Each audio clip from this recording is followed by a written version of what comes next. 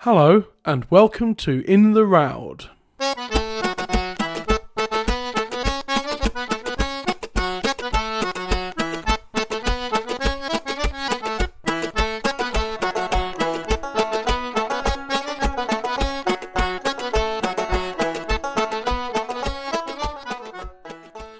Greetings and salutations, dear listeners.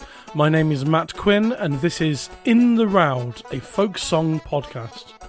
Join me as we travel through the world of traditional folk song, one song per episode, in the order they appear in the Roud Index. Each episode normally features two guests, one providing an historical look at the song, while the other will be a singer from the folk music scene to talk about their own version of the song. This podcast is proud to be partly sponsored by the Traditional Song Forum. Meeting regularly, both in person and online, the TSF provides a place for a variety of topics related to folk song, song collectors, singers, and many other aspects of folk song research to be presented and discussed. It's free to join, and most meetings are free to attend. So, discover more about the TSF at www.tradsong.org. That's tradsong.org. But let's get going with this week's song. We're looking at Roud number 45, which happens to be Child Ballad 65, Bonnie Susie Cleland, sometimes called Lady Maisery. This is another hefty one and plenty to discuss here. I'm thrilled to say that our singer guest for this episode is actually three people. The singers Hannah James, Rowan Reingens and Hazel Askew, who together form the band Lady Maisery, a name that will come up quite a lot in this episode. But for now, let's have a look at the song's history with a brand new historical contributor, Sheena Wellington. Well, hello and a big welcome to In the Roud, Sheena Wellington. Hello. Hello, Matt. Nice to see you. It's nice to see you. It's nice to meet you as well. On the podcast for quite a while, it was just a lot of people that I already know. But the longer this goes on and the wider the net goes in terms of getting people involved in the podcast, the more people come on that I've not met before. And so it's very nice to meet you, even if it is on Zoom. Nice to meet you too. And we got at least one or two friends in common. We had my university colleague and one-time housemate, Kirsty Law, on the podcast last season. The lovely Kirsty. I haven't seen her for ages. Beautiful singer. Yeah, she's fantastic. She came on in the previous season. We had an episode on the song The Two Brothers, and Joe Miller did the history, and Kirsty was the singer.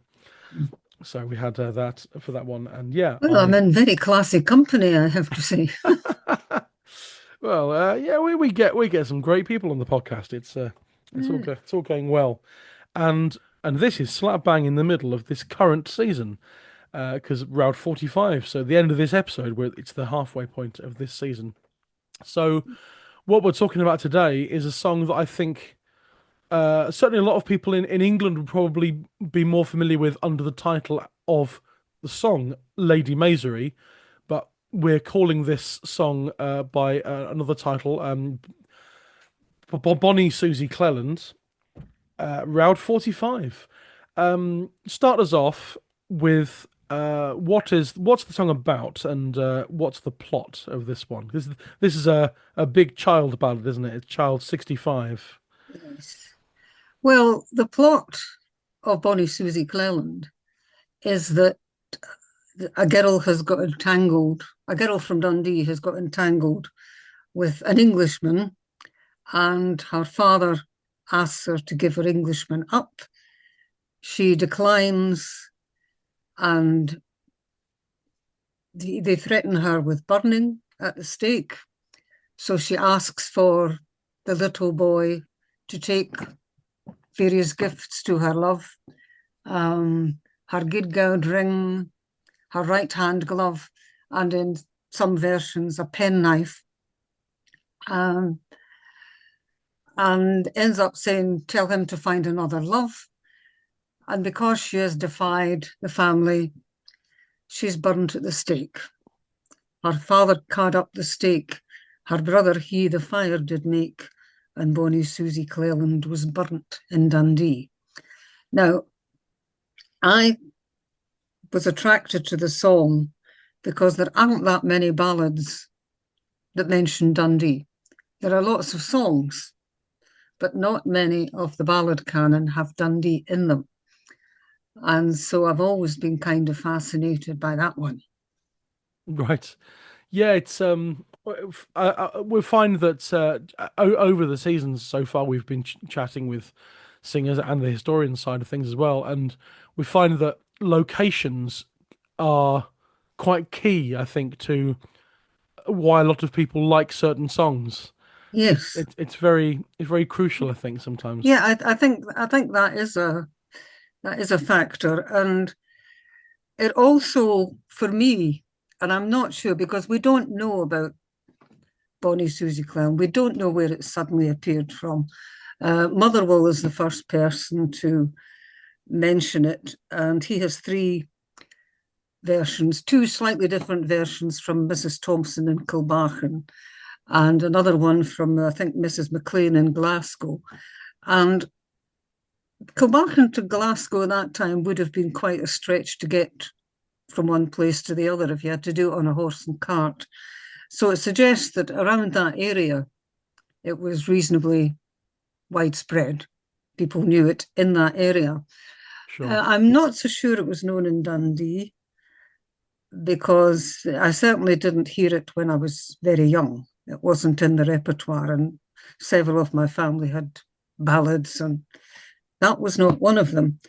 I think it's interesting that it is set in Dundee. Cleland is an Ayrshire name. It's not a sort of southwest of Scotland mainly, and there wasn't a Cleland who was important enough to have its name mentioned in the city archives until the early 19th century. So Okay.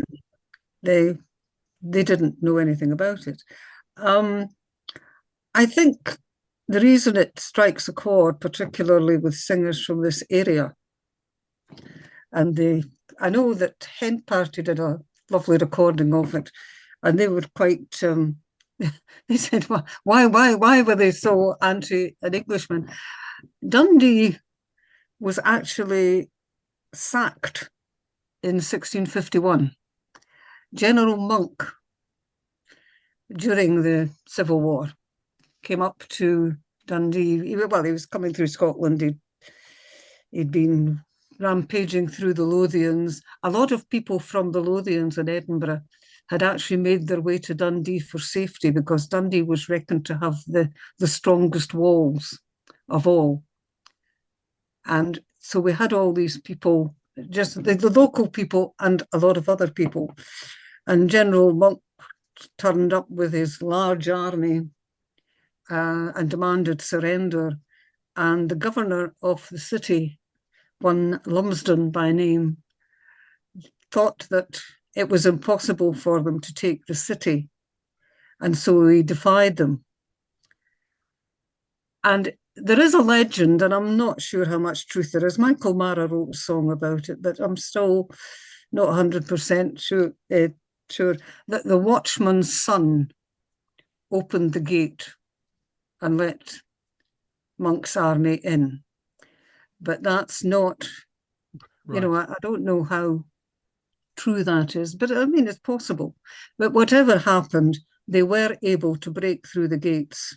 And because he had had to fight them for it, and because he'd lost some of his men in the actual fighting, he declared the town open for sacking, which meant that they could kill men, women, and children and steal whatever they could, or take whatever they could find. So they stole, they took quite a lot of the city's wealth. Because the port was within the city walls, a ship had gone out with gold and various other things on it. And it is said that it foundered at the mouth of the Tay. So people have from time to time been looking for it. Right. They found a cannonball, but that was about it. So in legend, the English were the enemy, very much so, as far as Dundee was concerned. Okay. The interesting bit about it, and this is by local tradition, that Monk left a garrison in the town when he went off to fight with someone else. And then they were forgotten about. They weren't sent provisions, they weren't sent their wages, they weren't sent anything else. So as they weren't, most of them weren't actually soldiers to trade. They were tailors and bakers and joiners and that kind of thing. They looked for work in the town and ended up as part of the local community and married into the community. So presumably we forgave them for being English. But Yeah. so that was the sort of animosity thing. And it's entirely possible. We did have burnings in the city. Right. There were several burnings of suspected witches. Of course, And I yeah. think, that there was, I did actually get the city archivist to dig out a receipt for me where it said, the sum spent on the fifth, this was in 1590, this was a wee bit earlier, 2 shillings to Esme Goldman for 4 fathoms of rope, 15 shillings for 3 baskets of coal, 6 shillings for 2 tar barrels, and 6 shillings and 8 pence for the hangman's travel expenses from St Andrews. They went in more for burnings in St Andrews. They did quite a lot of it over there. And the treasurer totals the expenses as £5, 16 shillings and 8 pence. Everything is there in the receipt except the name of the poor woman that was burnt. Ah, of course. Of course. It's quite chilling. The first time I saw that, the Yeah. actual receipt, because they dug it out for me. Yeah, absolutely. That's astonishing. my hair stood on end and the chills run up my back. So Yeah. that's the possibility that there was a throwback to that time, Right. whether it is or not, because the song took its time. Motherwell was the first person, and that was in 1826, 27, somewhere Right. around I there. was about to ask, yeah, what was the date on that for Motherwell? So the Yeah. early 1820s. And so, did this song spread outside of Scotland, or did this stay? It was kind of localish. Well, I've heard a couple of versions from America, but whether they were sort of bedded in somewhere or whether that was later, very much the same version. There's a group called Beggar's Circus did quite an interesting version of it. Vaughan Williams actually collected it and I cannot remember when, but it was the only time that he collected it. It was the only version that he'd ever found in England. And I'll look at the date of that because I've got it here. Just hold back. It was a tailor called Mr. Wetherell who learned his song in public houses. And it was a fragmentary version of Bonnie Susie Cleland. And the text that Vaughan Williams put was collected from Motherwell's Minstrelsy, Ancient and Modern of 1827.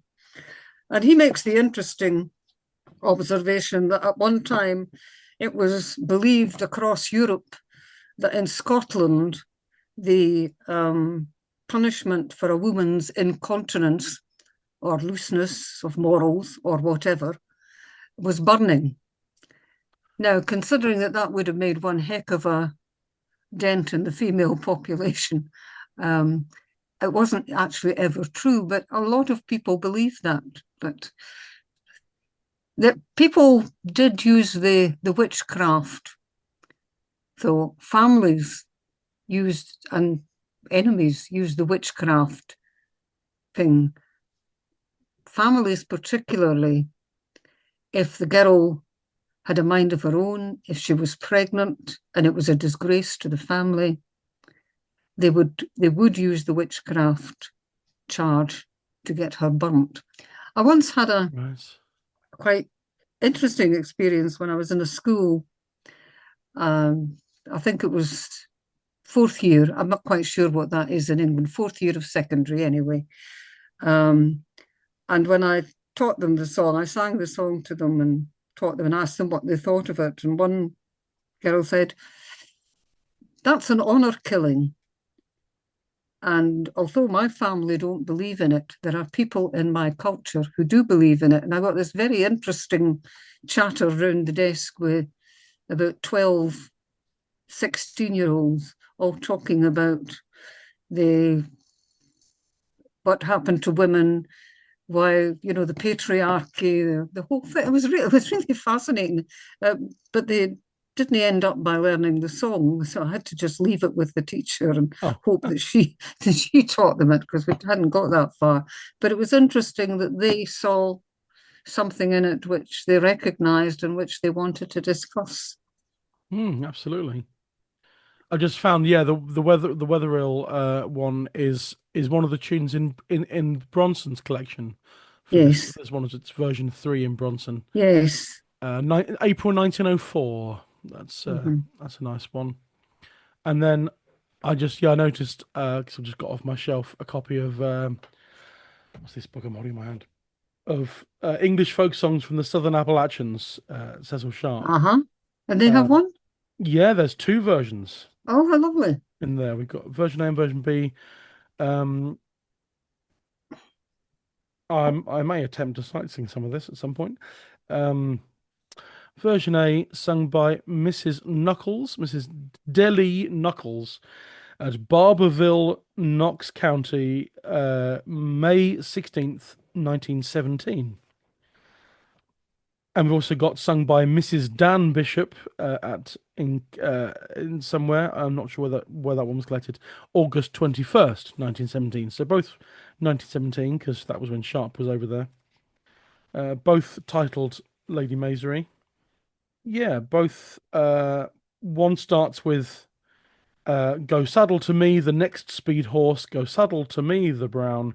Go saddle to me the finest horse that ever trod the ground." So it sounds like it starts in the middle of the plot, possibly, but it's. Oh no, hang on a minute. That's verse 12. They've. I find this book really confusing because they've used verse 12 Yes. as the text underneath the melody. Not entirely sure. So, the first verse actually is "My Lady Margaret sitting in her own chamber a weeping, her father and mother's a gathering wood to burn her poor body." Hmm. And that's a half-length verse. The Yes. next verse is longer. And then version B, they have used verse 1 here. "Down stepped her old father dear, he stepped over the floor. It's how do you do, Lady Marjorie, said he, since you became a whore." Yes, there are a few versions that have that "since you became a whore" Oh, right, yeah, of Lady Maisery, because I've been listening to several versions. yeah, It's not a song that is sung particularly often by Scottish singers. Um, the Lady Maisery version, they tend to sing Bonnie Susie Cleland, yeah, but they don't sing the full lady. There's a lovely version with Lucy Pringle and Chris Wright, which is very nice oh, yeah. and which I like immensely. But And actually, both the versions that Sharp collected both have 17 verses, but they're ah, they're different songs, or rather, yeah, the different versions, but yes, they both go to 17 verses. I think whoever wrote Bonnie Susie Cleland knew the ballad of Lady Maisery.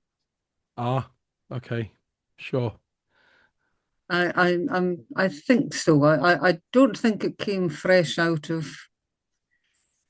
because people did know ballads back in those times. It was the ballads were kind of the newspaper and library and all the rest of it of a lot of people. sure, yeah, Um, and the moral lessons, of course. yes. misbehave and you'll get burned. So we reckon that the Ballad of Lady Maisery is an earlier variant then, and Bolly Sue Cleddon came later. Yeah, I think so. I think whoever wrote Bonnie Susie Cleland, and it is very much a literary creation. Um, and I think that's proved by the fact that there aren't that many variants of actually Bonnie Susie Cleland. There are loads of variants of Lady Maisery, Ah, but there aren't many variants of Bonnie Susie Cleland. There's the odd bit here and there. Some people use the penknife there, some people don't. But I think the whoever wrote it was familiar with the story of Lady Maisery yeah. or some version. Well, I was just looking in my copy of Child here. Um, 4, 5, 6, 7, 8, 9 versions listed in Child. Obviously, we've got the Motherwell manuscript Yes, amongst other ones. There's, I think, 4 of them are Motherwell, I think. yes, But yes. but most of them are Lady Maisery, Most of them are Lady Maisery, yes, or there's a couple of Lady Marjories. There's a Janet as well. 2 yes, weeks ago on the podcast, we had the song Fair Janet, which is a different song. But and then version I, the last version in Child, yes, is the one entitled yeah. Bonnie Susie Cleland. So, as I say, they various versions of Lady Maisery appeared before we get a version of Bonnie Susie Cleland popping up. Yeah. So But as you said, there's tallies because you said the Bonnie Susie Cleland mhm. has is less sort of. And of course, Anna Brown had that beautiful version, and a very complete version. Mm, yes, It's a, and we'll be coming I to think it's 9 minutes long on the latest CD, and you don't actually notice that it's 9 minutes long, which I think is the sign of a good ballad and a good ballad singer. absolutely. That's sung by Joe Miller, isn't it? That's right. With Joe Miller, We've had Joe yes. on the podcast. And Uh-huh. after we finish this chat with you, we will have a short interview with Ruth Perry talking about the Anna Gordon version. So we'll Oh, come on to that yes. later on. Hmm. Yeah. So then yeah. Bonnie Susie Cleddon seems to be mainly sort of the same throughout what we find, but how different then are other versions of Lady Maisery? Do they does it more or less stay the same, or are there significant The differences? story is the same. The basic tale is the same, Yeah, but they don't all have the little boy having bridges washed away in front of him and all the horrors that he has to go through before he gets to the Lord. right. Um, and sometimes it's the mother and the father, sometimes it's the father and the brothers, sometimes it's both her brothers.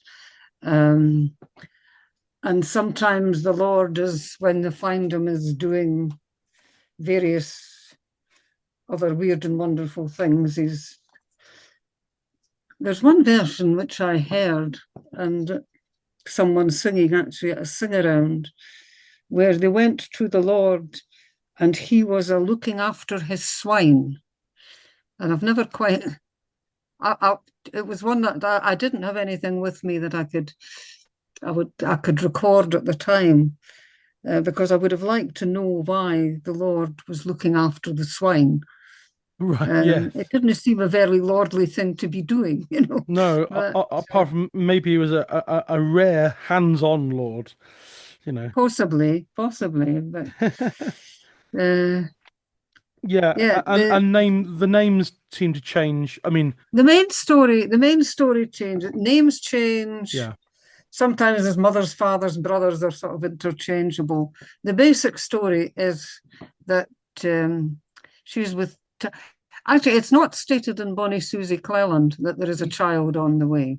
okay, There's nothing in the Bonnie Susie Cleland version that's, although people generally surmise that either had she was either pregnant or her parents had found her some more suitable lord, and there was money and land and estates and political who'd you what's it's coming in, and that was why she wanted, they wanted her to marry this one. So but quite often, almost always in Lady Maisery, there is the child, and sometimes the sort of heart-wrenching one was, I wish I could have thrown your son to you.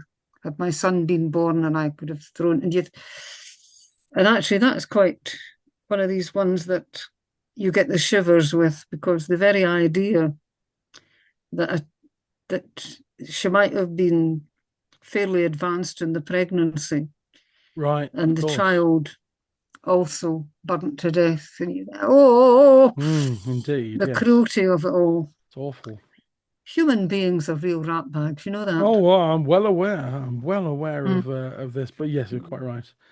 And just looking But looking through Child at the different names, version A in Child, which is the in the Jameson Brown manuscripts, that's Lady mm, Maisery, and we've got yeah. mentions of Lord William, I think, in that one. Yep, Yep, that's right. I've heard that one. For I've given my love to an English lord, and think no more of me. Yes. And yeah, later on, oh, where will I get a bonny boy to help me in my need, to run with haste to Lord William, and bid him come with speed. Yes. And The verse here of version H. If my hands had been loose, she said, as they are fastly bound, I would have looted me to the ground, gien you up your bonny young son.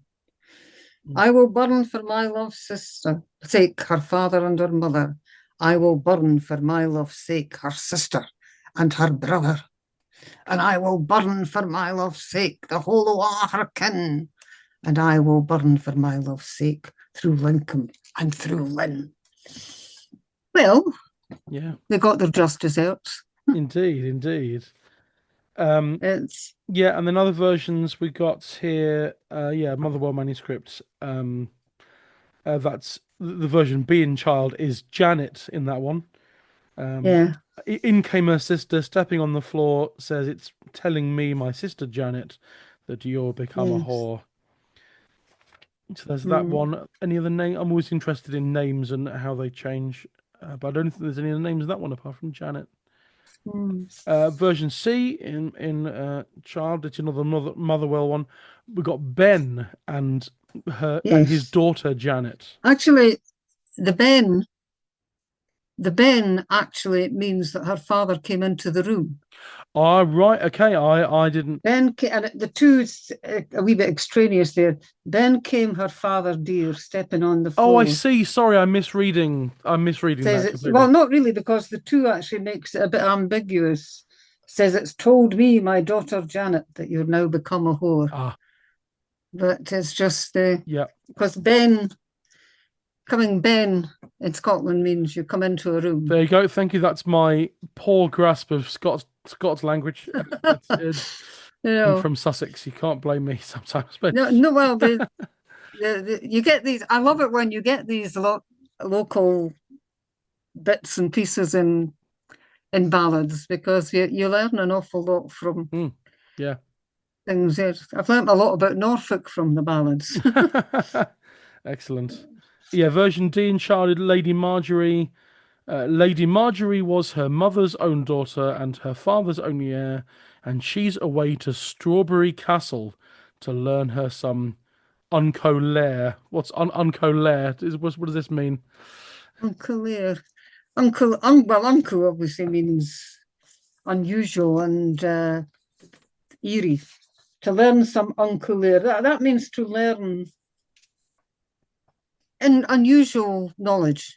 Lear is Oh, knowledge. okay. Lear is knowledge. And Unca usually means she's gone to study with the witches, but I'm not sure if it is. Yeah. She hadn't been in Strawberry Castle a year, but only 3, till she has proved as big wi' child as big a woman could be. Oh dear. Yes. And yeah, that seems quite gruesome, that version. I'll just scan through some of that. But moving on, version E is Lady Marjorie. Again, another Strawberry Castle one. Yeah. Version F, we've got Lady Marjorie again. but no Yeah. no Strawberry Castle in that one. Oh no, it No. is later on. It is there, but mentioned once. Sorry? It doesn't matter. It is there, the Strawberry Castle.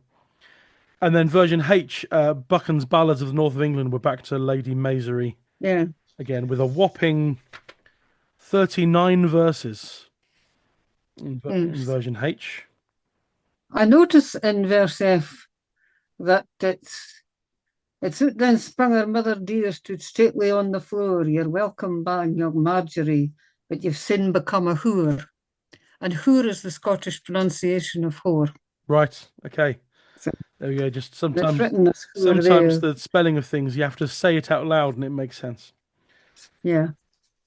But But yeah, there's a good few versions so there. there's quite a lot. It's interesting because there are quite a few. Child and Bronson both have versions, quite a few versions collected in Scotland, but it doesn't seem to have hung about. No. It's not, I think possibly it was overtaken by Bonnie Susie Cleland, Right. Okay. It became sort of that one caught on a bit more. which has the whole thing without calling people names. Well, indeed, yes. You don't want to call people names. That's one thing, burning them at the stake, but Oh yeah, of course. being rude about them is totally different. Absolutely, yes. Wouldn't want that at Yeah, all. And then version I in Child is the one called or labelled Bonnie Susie Cleland. Bonnie Susie And that Cleland. starts Yeah, with there lived a lady in Scotland, hey my love and ho my joy. There lived a lady in Scotland who dearly loved me. There lived a lady in Scotland, and she's fallen in love with an Englishman, and Bonnie Susie Cleland is to be burnt in Dundee. yeah. And there's only 10 verses of that. Is that just Yeah. is that just a more condensed version? This is the version that is normally sung. Right. But as I say, it has the feel of being a literary device. Somebody wrote it as a poem or a song. Oh, we've got the tune for that one in Bronson. Although it says never before published, but A Motherwell 1827. Bum bum ba da da da da da da dun ya dun ya dun da da da dun dun ya da da da da dun dun da da bum bum ba ba ba ba da da dun ya dun dun ya dun da da dun dun ya da da da da da da da da, which is very familiar with something else, but I can't place it. Yeah, but that's very much the tune that's used in most versions of Bonnie Susie Cleland. It's all variants of it. Right. And it's very close variants. People put in a grace note here and leave a grace note out elsewhere and Sure, yeah. smooth it out or turn it backside foremost or do. And then looking at some other tunes in Bronson, some of the melodies. There's one called Lady Maisery, collected by it's in the Sharp manuscript, so Cecil Sharp, 1907, sung by William Hitchman of from Farringdon. Bum ba da da da da da da da da da da da da da nia da da da da nia da da da da nia da da da da da. So that's quite a good. Yeah, the first bit of that sounded like "God rest you, merry Da, gentlemen." da, nia, da, da, da. So it did. Well, these But these. I think there's these kind of crossovers as well. Oh yeah, Yeah, absolutely. Lady Maisery has quite a variety of tunes to it. But as I say, most versions of Bonnie Susie Cleland that I've heard have are that tune, sometimes slightly ironed out a bit, sometimes slightly more decorated, but that tune, which is a nice tune. I like it, but Yeah. it also suggests it's attached to literature. It's like Johnny of Hazel Green, which had several tunes in the wild, but the only one or the one that you hear most these days is the Jock of Hazeldean one, which Right. Walter Scott tidied up. Because I actually had a quick look at that in my collection, and I have got about 31 versions of that particular thing, and they're all Jockey Hazeldean. Oh, okay. Oh, well, apart from Margaret Bennett's one. It's the Right. only Johnny Hazel Green which I have. Right. You think that's not fair because there was lots of bonny tunes. You wrote it down and it ruined it. Well, And then yeah, and then there's the two tunes in the tunes for the two versions that Sharp collected in America in the Appalachians. I'm going to attempt to sight sing this from the book. Go saddle to me the next speed horse. Go saddle to me the brown. Go saddle to me the finest horse that ever trod the ground. Which is verse 12 from that one, but that's the one underneath the words. So that's quite a nice sweeping minor one, labeled as mhm, hexatonic. There's no sixth of the scale there, if anyone is interested. And then the version B, which is the Mrs. Dan Bishop one, hextonic, no seventh of the scale on this one. We've got down stepped her old father dear. He stepped over the floor. It's how do I do, Lady Marjorie, she said, since you became a whore. So that's it's major but without a seventh, mhm. which is That's odd. that. But yeah, That tune is familiar, and I can't think what it's to. yeah, so many tunes crop up all over the Mm. place, and I never Well, come I across think them. yes, I think they did tend to float around. Um, Yeah, but as I say, Bonnie Susie Cleland seems to have stuck with the stuck with that one. theme tune. And so It might have actually, we might have all got the, it might have actually died out in the wild, and we all got it from Bronson. maybe, Oh, he must have got it from somewhere, right enough. Uh, yeah. but So, normally we end with unless there's anything else you want to say, we can move on to the recommended listening. Is there any other orders of business to do with this song? no, I don't. I think that's more or less covered it. Then the fact that That's fine.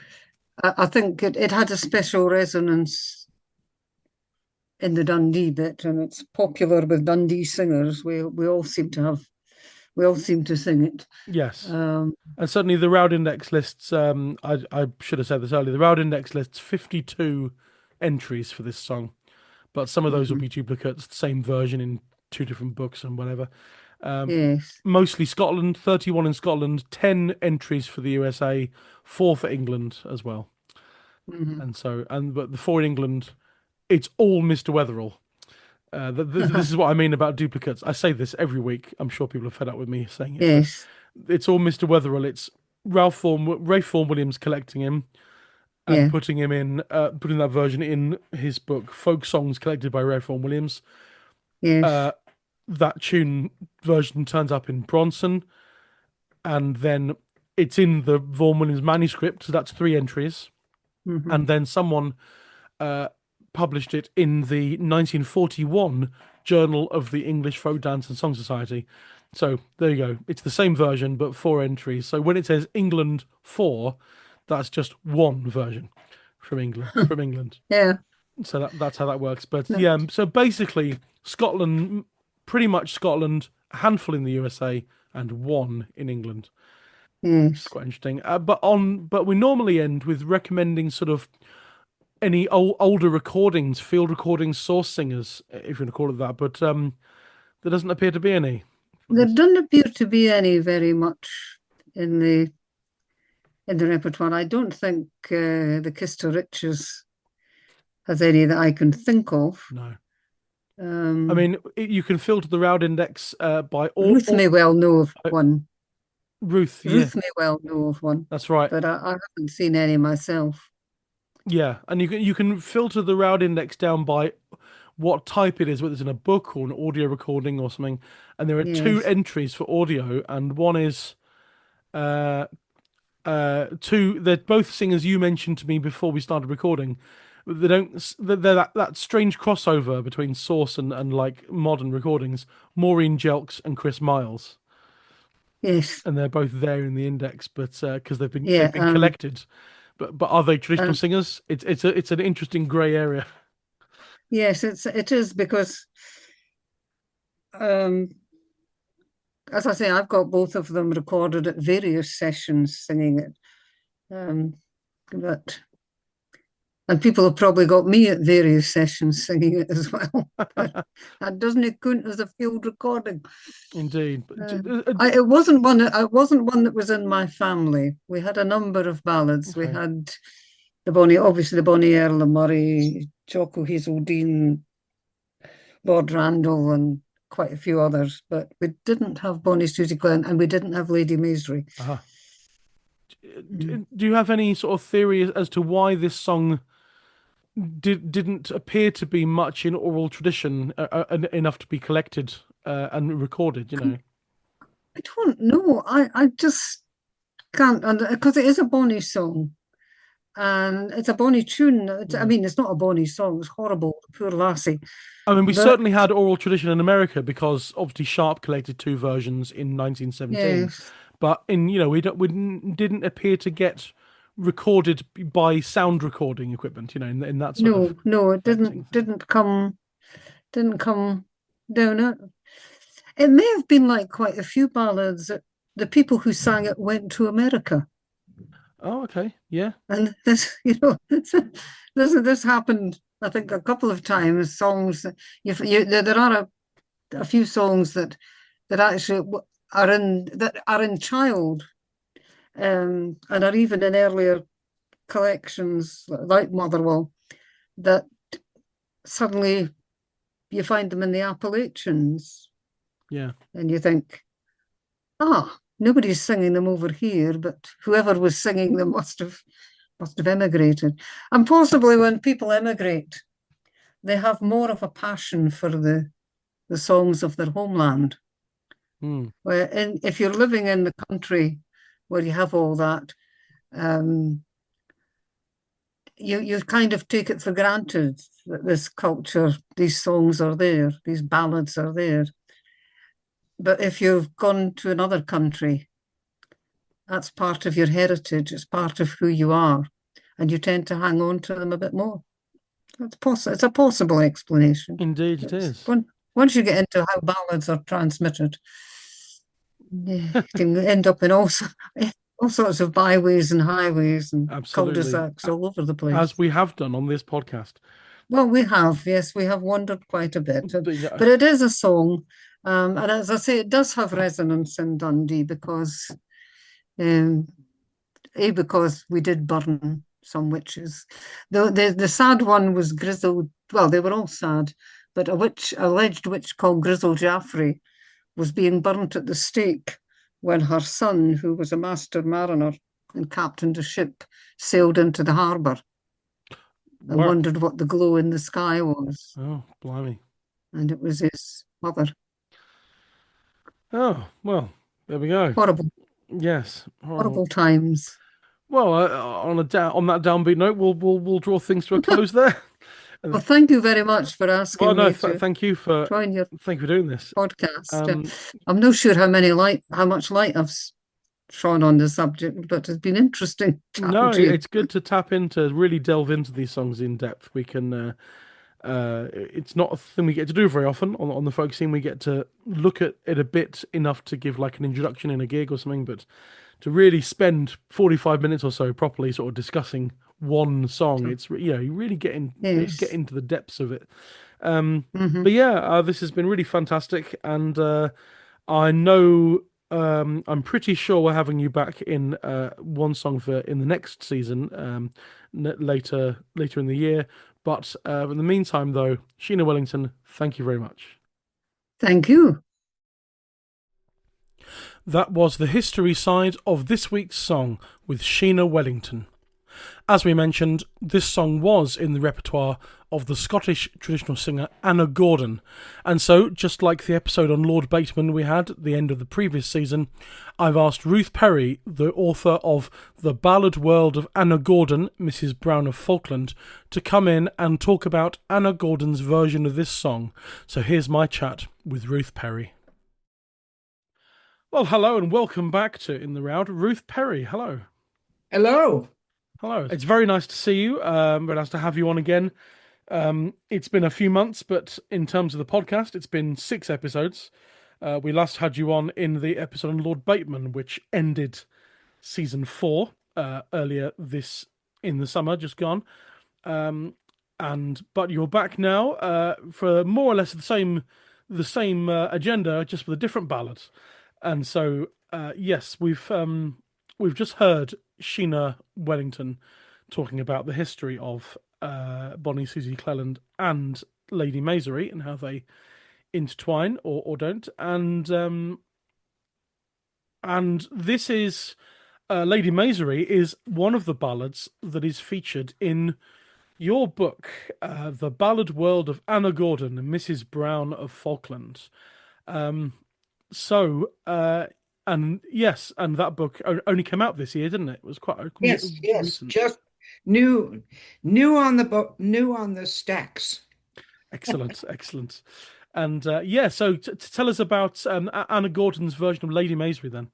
Okay, well, let me say this. At the end of your podcast with Sheena Wellington, you said that you were sorry there was no field recording or older version of the ballad to play, because that's what you ordinarily like to do. That's right. But I have to remark that Lady Maisery is, the Lady Maisery recorded to go with my book about Anna Gordon, is a version that Anna Gordon's nephew, Robert Eden Scott, wrote down in staff notation in 1783, along with the words that were recorded by Anna Gordon herself in that session. And that is certainly the oldest version that we have of the ballad. It's earlier than any of the Motherwell versions. Anna Gordon learned it from her mother's sister, and servants in their household. And they flourished between 1720 and 1760. And they would have sung it to Anna in the last decade of that period, between 1750 and 1760, when she was a little girl. And that was long before Motherwell in the 1820s. Yes.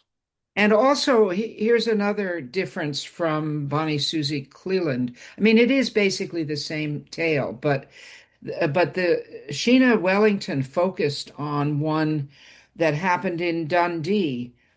But this Lady Maisery comes from sources who lived all of their lives in Aberdeenshire in the Northeast. And so the emphasis on Dundee and the hatred of the English in Ayrshire is quite misplaced. But I have to say they hated the English in Aberdeenshire also. Well, it's understandable. A lot of people hate the English. That's just a fact of life, I think. That is true. That is true. So, Yeah. I was thinking about some of the differences between Susie Cleland and Lady Maisery when I heard what Sheena Wellington had to say. One of the differences is that the heroine in Susie Cleland isn't pregnant, although the heroine definitely is pregnant in Lady Maisery, and that is a very interesting difference. It comes up in verse 8. There are 31 verses in Lady Maisery, Wow. in Anna Gordon's version. And in verse 8, when her father's kitchen boy runs to her brother to tell of Lady Maisery's engagement to an English lord, the kitchen boy says, "Your sister, Lady Maisery, is well, so big we bairn gangs she." And that pregnancy is really woven through Anna Gordon's version of the ballad. And for instance, when the loyal young lad who has run all the way to Lord William's gate to fetch him gets there, Lord William asks this. He says, I mean, the verse goes, "The boy was in the hall," and then Lord William asks, "Oh, is my biggins broken, boy?" Meaning outbuildings, or "Is my towers won, or is my lady lighter yet, of a dear daughter or a son?" And then And then when her brother is speaking to her, he asks that she give up that English dog as soon as her baby is born. He doesn't seem to care about the pregnancy, and he's perfectly willing to keep the baby. But she says she will give up that English lord until her babe is born, but not a day or even an hour longer. And of course, there's that extremely poignant verse at the end as she is burning at the stake. "O gin my hands had been loose, Willie, sae hard as they are bound, I would have turned me frae the gleed and casten out your young son." A gleed is a glowing coal, and it's interesting that she calls Lord William Willie. That's an intimate way of addressing him. So that's one of that pregnancy is one of the big differences between Lady Maisery and Susie Cleland.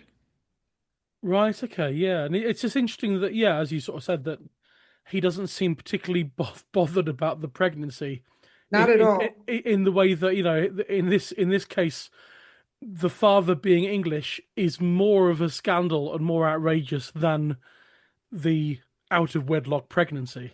Exactly.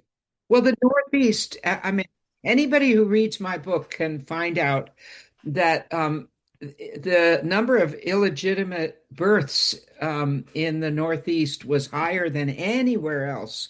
It was it's an interesting fact that the Northeast of Scotland had more women who didn't marry and more illegitimate um, pregnancies than anywhere else. Wow. I don't know. Well, I do. I mean, I speculate about it and talk about it, but that those facts are pretty interesting.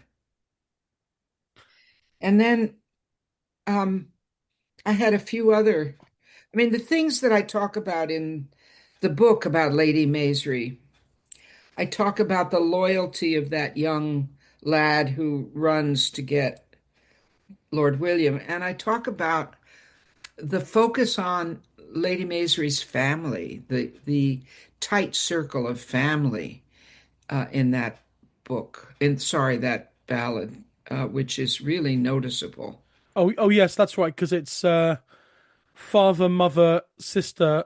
Absolutely, uh, yeah, and everybody is focused, but it's not just Lady Maisery focused on the family. I mean, the speaker of the ballad is focused. It begins with her being besieged by young lords of the North Country, wooing her, giving her gifts, and seeking her from her father, mother, sister, brother. And then when the tattletale kitchen boy goes to tell her brother that she's engaged to an English lord, before that kitchen boy can even speak, the brother asks, How how are my father and mother and my three brothers and my sister? Um, and he says very gratuitously that if they are all well, there's nothing can ail me. So he's focused. I mean, I'm just saying that there's a number of places that the focus on that whole family is repeated. Um, and and although only her brother and his merry men seem implicated in building up the fire, when Lord William comes, his revenge encompasses the whole family. He says, I'll gar burn for you, Maisery, your father and your mother. I'll gar burn for you, Maisery, your sister and your brother. And the final verse is, and I'll gar burn for you, Maisery, the chief of all your kin, and the last bonfire that I come to myself I will cast in. And that's Anna Gordon's version. It's very focused on that family. Yeah. I was just thinking that this is not really anything that the number of relatives on it seems to be normally there's a sort of a rule of three in a way because so many folk songs and ballads have this people or think incremental repetition comes in threes, Yeah, but here we have four relatives, father, mother, sister, brother. However, I've just noticed that earlier on, and you mentioned it just now as well, that it's actually brothers three earlier on right, in the song. So it is actually rules of three: father, mother, sister, and that which is three, and then three brothers. So, but then later on, it just goes to one brother because you get, in order to make it scan with the alternate lines, it becomes father da dun da dun da dun da dun something something mother and father. I've lost the thing now. I was trying to. I've lost the page. There we go. I'll go on for you, Maisery, your father and your mother, and I'll go burn for you, Maisery, your sister and your brother. So it ends up going to four then because it fits with the scansion right. rather than the rule of three. But yeah, so many folk songs have this incremental repetition of three. But Well, that yeah, happens in folk tales too. yeah, absolutely. It's all three. Three is the magic number, apparently. So, what else is there to say about Anna Gordon's version? Well, I think it's this young man who volunteers to go run and get Lord William. I think that's pretty interesting. Um, uh, he says it sounds as if he has done all kinds of errands for her in the past. He says, um, "Oh, I would run your errand, lady, or the world wide." And then he says he's often run errands for her in the wind and the rain, but now he will run for her with salt tears on his cheeks. And then there's a fair amount of focus on the barriers that he encounters as he runs. There's a bridge is down, and he has to swim, and he has to run through high grass. It's not cut, and so on. I mean, and we hear about his struggles and his efforts and his loyalty. I'm just saying that in a way that doesn't have anything to do with the story of uh, you know, Lady Maisery pregnant by an English lord and engaged to him and the family's objections. But it's an interesting little um, digression or addition to the story. Yeah, I was thinking that as well because it comes in between two verses. We got after I run your errands, lady, with blonde baith, win and wheat, and now I'll run your errand, lady, with sat tears on my cheek. And if you get rid of that verse about the swimming and the green grass, you could then go straight to the next verse, which is "and when he came to Lord William's gates," and Yes. you don't actually need the journey verse. And I think anyone who sings it now wouldn't would be forgiven for possibly just excising that verse in No, an no, no, in an no, effort to. no. No, I know I would keep it, but I'm saying you would be forgiven for just trying to make the song slightly shorter in terms of a modern performance level, but nevertheless, But Matt, I mean, that's one of the things that literary critics look for. yeah. That is parts of a tale that don't add to the plot are always very interesting. They always tell you something about the subject Oh yeah.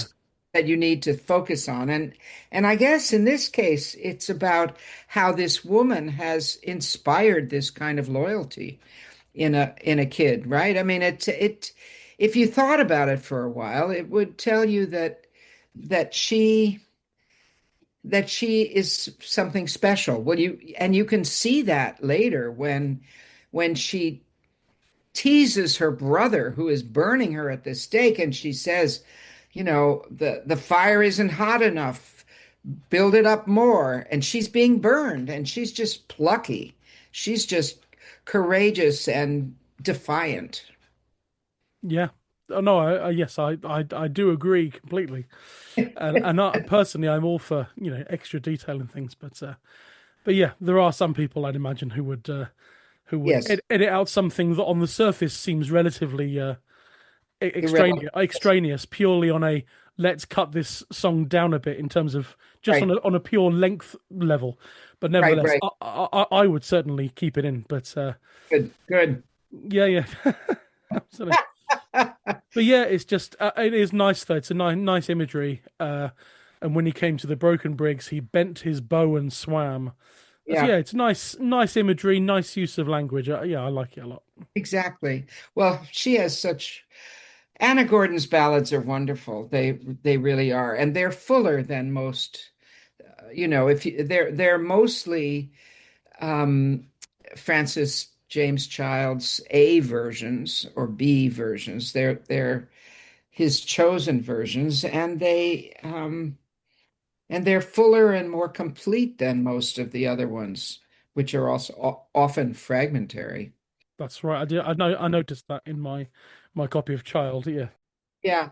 And I and is that because she's so early? Because she's one of the earliest, and so she had them uh closer to the time when they were beginning to circulate, or is it that her memory was better than most people's memories? Or is she, I mean, this is one of the things I speculate on in the book, that she is an oral poet and she can,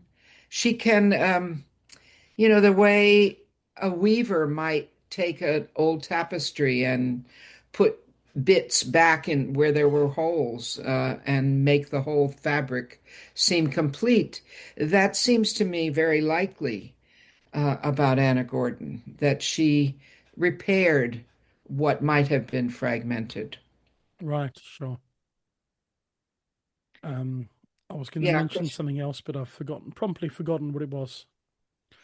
A- because she, and and yeah, also, only thing I was going to say was nice to see the mention of the not of a porter in here as well, just like in the Lord Bateman Young Beaky. absolutely. You get Why porters, you know. now? Why do you think that porters are always proud?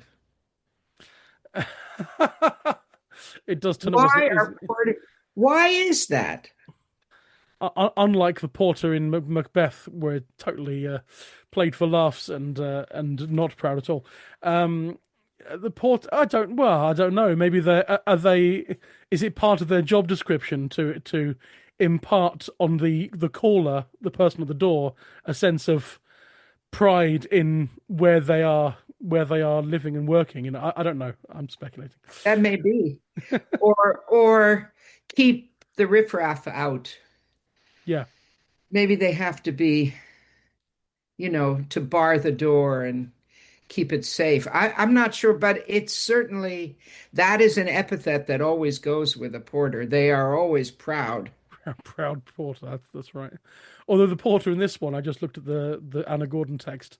The porter doesn't even get to do his job properly in this No, one either, because we the he when he this is the boy who swam and the green yeah, grass and everything gets to Lord William's gates and he leaps over the wall, yeah, and the idea is that by the time the porter has arrived at the gate, the boy is already in the hall that's and right.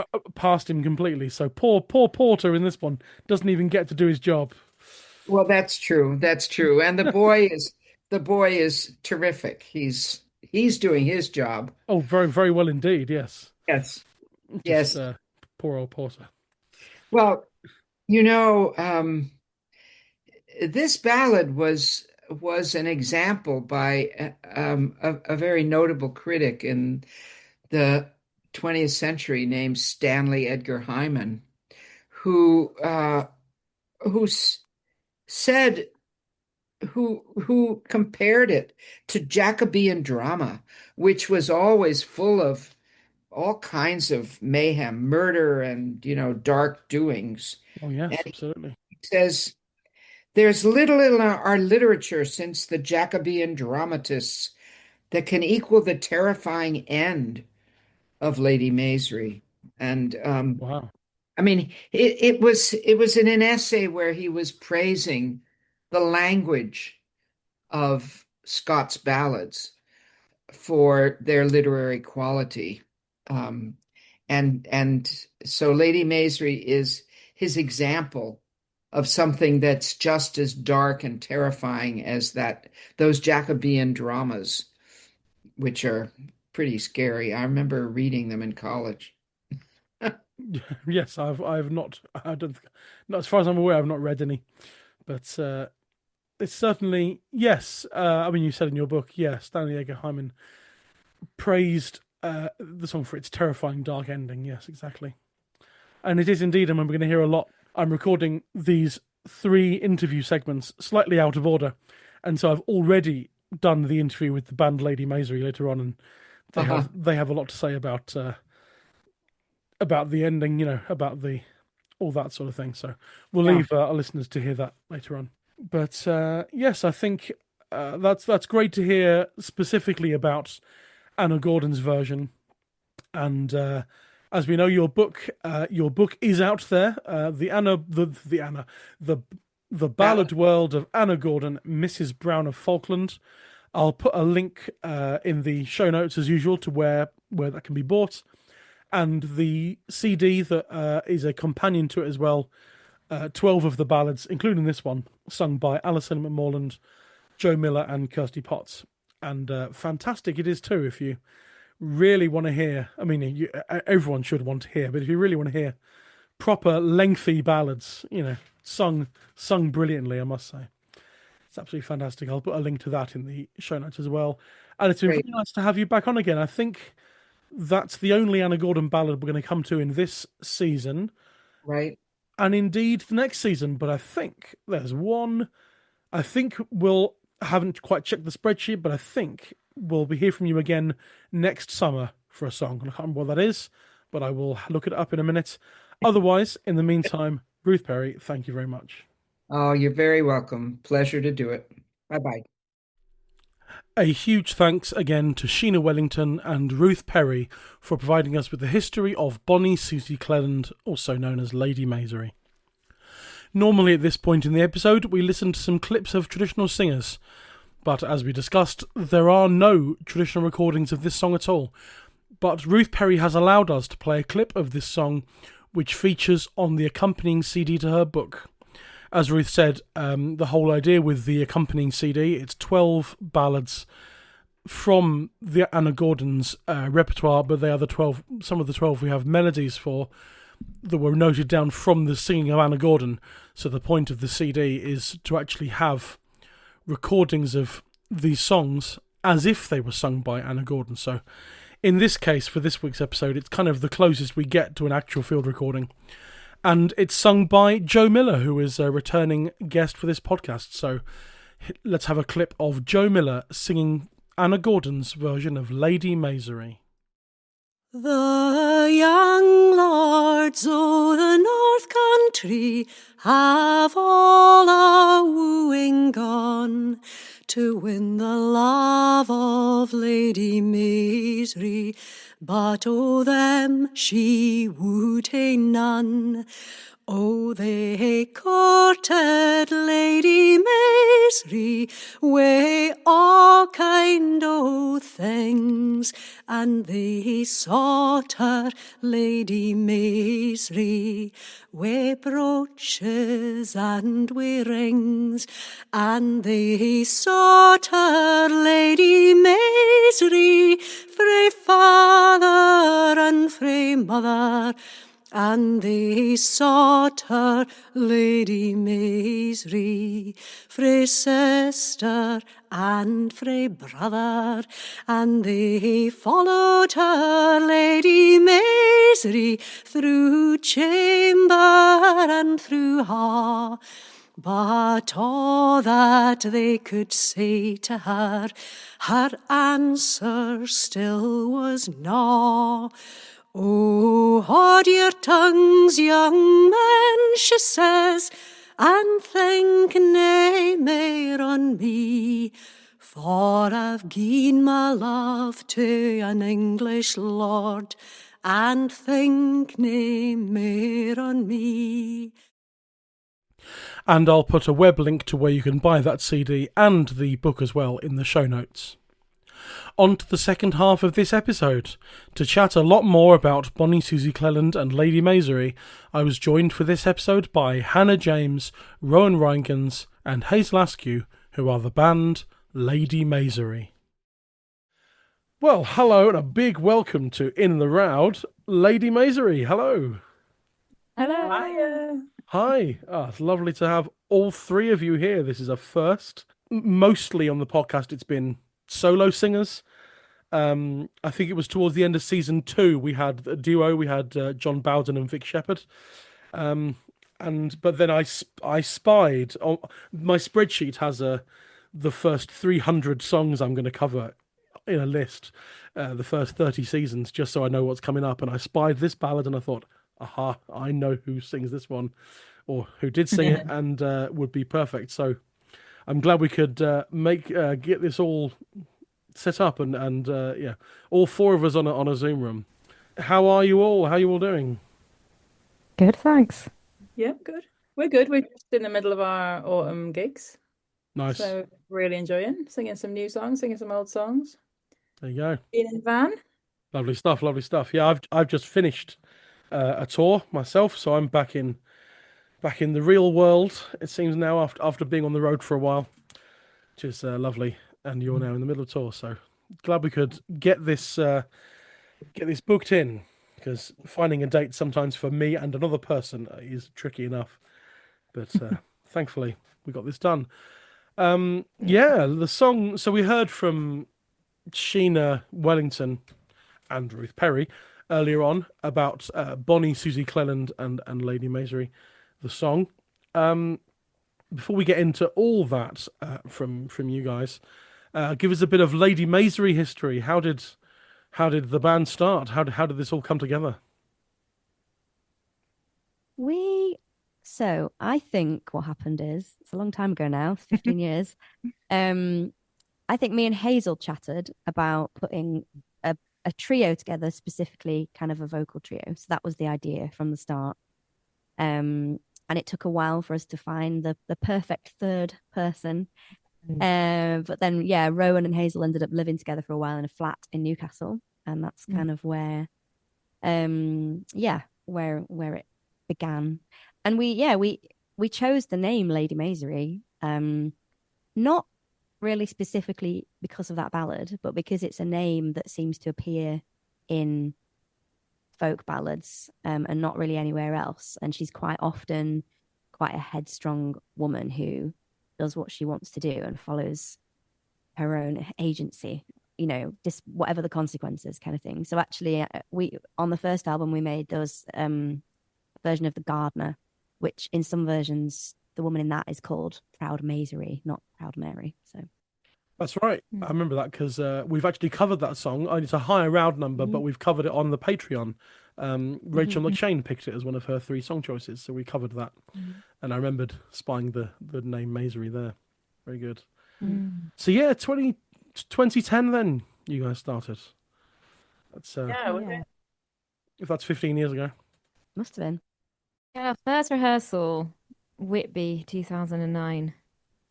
Yeah. In my being. Yes. If you want to be specific. Yeah, very good. And I'm pretty sure that I was in the room at your first ever gig, because it was Whitby. Might have been the next year, 2010. You guys, because I was there performing with Doe and Mehmet and Tom Redman as the trio we were in, but it was kind of the Doe and Mehmet trio by that point. And we did a gig at the Coliseum venue at Whitby, and I think you guys did the support, and I'm pretty sure it was your first ever gig. I reckon it was an early gig. It might have been First or second, yeah. I think the very first one might have been at Ashover Folk Festival. Okay. a month or so before. Right. Yeah. But yeah, so we go way back. We do go way back. And then I was living in Newcastle around the same time as Hazel and Rowan, so we go way back. Yeah, we enjoyed some pub session time, didn't we? Indeed. I'll be back at that session in a couple of weeks. Week or two ago from the date of this episode goes out, so people listen to this. That information doesn't matter anymore. But it's fine. Heading back there. So yeah, and I guess so. It was. So was the idea was for a while just an unaccompanied harmony trio? Was that the idea originally? We did a lot more a cappella songs originally, but I think we always had instruments in here and there. Mm. I think Portland Town was an early song we did with fiddle. I think just voices at the center was always the point of Yeah. it, really. Oh yeah. Yeah. And like sounding kind of like one voice. I think we made a decision to be quite blended and go for that Nice. sound. So aside from obviously picking the name, Lady Maisery as the band name, were you guys aware of this ballad from the start, or was this because obviously you said about the gardener, but did you know, all three of you know about this ballad anyway? I remember being aware of the ballad. It's quite interesting that I think we never really dug into it until we decided to sing it, and it was almost like I found it really interesting to like be asked to talk about this now because it's over 10 years since we recorded it. It hasn't really been in our set for, I guess, I don't know, 8 or 9 years. And so for us, there's a kind of there's even a bit of mythology and like sort of half remembering around our version, which is nice. It's kind of long enough time ago, but I do remember. Well, firstly, I remember naming a band always being just very difficult. Just searching for something that represented something that we didn't really know what it was yet. Anyway, you're sort of almost putting a stamp on something that is yet to be fully formed. But yeah, I think it was Chris Foster that I first heard singing this ballad, and he was a very early kind of enthusiast for our band, and in a way, I remember him singing it. I know at least I was in the audience. Maybe all three of us were. I think we'd had a joint gig, didn't we, Right. in Derbyshire? Yeah. Yeah, Yeah, and he kind of, I think he was sort of waiting quite patiently for us to have a go at it, but it was never. It was like it was just there on sort of waiting, until we sort of decided to delve in. It's also interesting what Rowan said about, putting a stamp on the band and not knowing how it was going to be, until it developed more. And now I'm also thinking about, there's always a certain amount of like editing and decision making over a version of a trad song. And I'm like now thinking, if we did that song now, would we make the same decisions about how we edited the words, the text?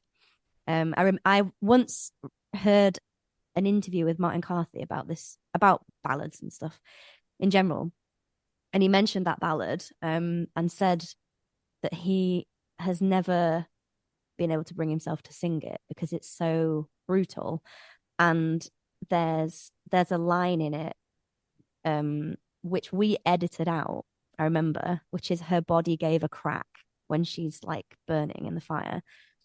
And Martin said, I wouldn't want to sing it without that line, but I don't think I could sing that line. And yeah, I think we maybe rounded it off more than we would now if we arranged it again. Always a record of that moment and your interpretation at that moment. Yeah. And that often can change over the years. Yes, indeed. And I guess that's partly why Martin Carthy, because Martin's most recent album, the Mercury nominated but not won album, is basically re-recordings of his very first album in a way. So it's interesting to, certainly after that longer time, to revisit a certain batch of material, and have another look at it. And so you ended up doing this on your second album, didn't you? Was that Mayday, wasn't it? Yeah. I'm pretty sure I remember seeing you perform this somewhere, probably at the Lewis Saturday Club, because I think the album came out in 2013. I was living in Sussex again after university at that point and going back to the Lewis Saturday Club quite regularly, so pretty sure I saw you sing it there. And I was very impressed with... I'm always impressed by people singing in unison because I think it's awesome. Not enough people do think it's awesome. Underrated. Absolutely underrated. I've been in groups where so-and-so has not wanted to sing in unison because it's boring, in quotes. But it's not boring in the slightest. And it's often, I think with this, it felt really quite hard. We really had to like work at it to get. You can't hide behind a harmony. Our delivery of every line had to really be together. And I remember it being a bit daunting the first few times we sang it because it was like, strap in, like, Yeah, I guess sometimes you might want to just solely focus on the story rather than not that you always not that you never do that anyway, but there's sometimes when with a story that's so powerful, sometimes adding in harmonies have possibly you're in danger of sort of making it too busy and taking the focus off why you wanted to sing it in the first place. Yeah, especially because we do loads of harmony, so it felt more striking to just strip that away. Yeah, I think in terms of like what we would do differently, like thinking to how long it was when we were putting that together and how we might have changed as a band and as people and as singers ourselves. I do feel really proud about that arrangement decision actually, and I think we might choose the same again. I think those reasons were quite solid, and that thing around like, as we've grown as a band, we also have discovered so much of our, in terms of harmony and texture and arrangement, how much power we have as a band to create atmospheres, gently manipulate feeling, give, open up emotional spots in songs. And I think for this song, is a real sense of like, if you're listening to this story, none of that is necessary, and that kind of pulling all of our attention and hopefully then the audiences to this story. I feel like that's like I'm actually kind of impressed that us at a fairly young age in our collective decision making did make that, and I think that's pretty cool. I would probably choose that again. Yeah, because you are three women, and therefore the unison. It actually is unison. Like my experience when when in the Dovetail Trio or now in Culverake, it's actually both duos have been two guys and one woman, and so there are certainly in Culverake, for example, Lizzie Hardingham has a lower voice than Rosie Hood, for example, in the Dovetail Trio, and so there have been bits of unison that actually unison, but for a lot of the time, if we end up doing a unison bit, it tends to be octaves or anything. So you're actually quite in a nice circumstance in your band that you can actually do genuine triple unison. Although we had to compromise on the key. It's quite interesting because we all have preferences. Yeah, sure. So we found a nice middle ground. Oh, I see. Is it too? Is it just almost too high for one of you and almost too low for one of you? And I think it's on the higher end for Rowan and on the lower end for me, of where you would choose to sing a ballad. Yeah. It's a really powerful sound, especially considering the recording you made is 6.5 minutes. It would be different if it was a 2-minute or 3-minute song rather than a lengthy ballad. But to maintain that over the course of 6.5 minutes, that's impressive. But you really have to, from a performer and an audience, you really have to focus. And yeah, it's an ask, isn't it, of listeners and that's of us and of us. Yeah, but I remember it being received. I mean, our audiences are interesting. I mean, more so now. Perhaps they were more folky before, but I think our audience has always been a real mixture of people who would have, some people would have, not been unaccustomed to hearing a ballad like this, but many would have never heard a ballad like this. And it's a big ask, I think, to put a unison arrangement of 6-minute murder ballad in your set. But I always felt that people received it because we were giving it that reverence in a way of it being an important story. It's the kind of song I could see us reviving it at some point. Yeah. But I think it's always been the kind of one that you can't just throw back in, that we need to, sit down and get into. We need to check on again. Mainly Norfolk what words what we used to sing. I know it's not on there. No, that's right. It's the lyrics for yours. He is listening, by the way. He listens to this. So. Hello. Oh, hi, Reinhard. Can you type out our lyrics, Reinhardt, please? And then we might be able to revive this song in our set. Thank you. Yeah, lots of lyrics, including Sheena Wellington's version of Bonnie Susie Cleland is up there as well. Um, did you guys ever look at versions of Bonnie Susie Cleland as well, or did you always go straight to the Lady Maisery version sort of variant?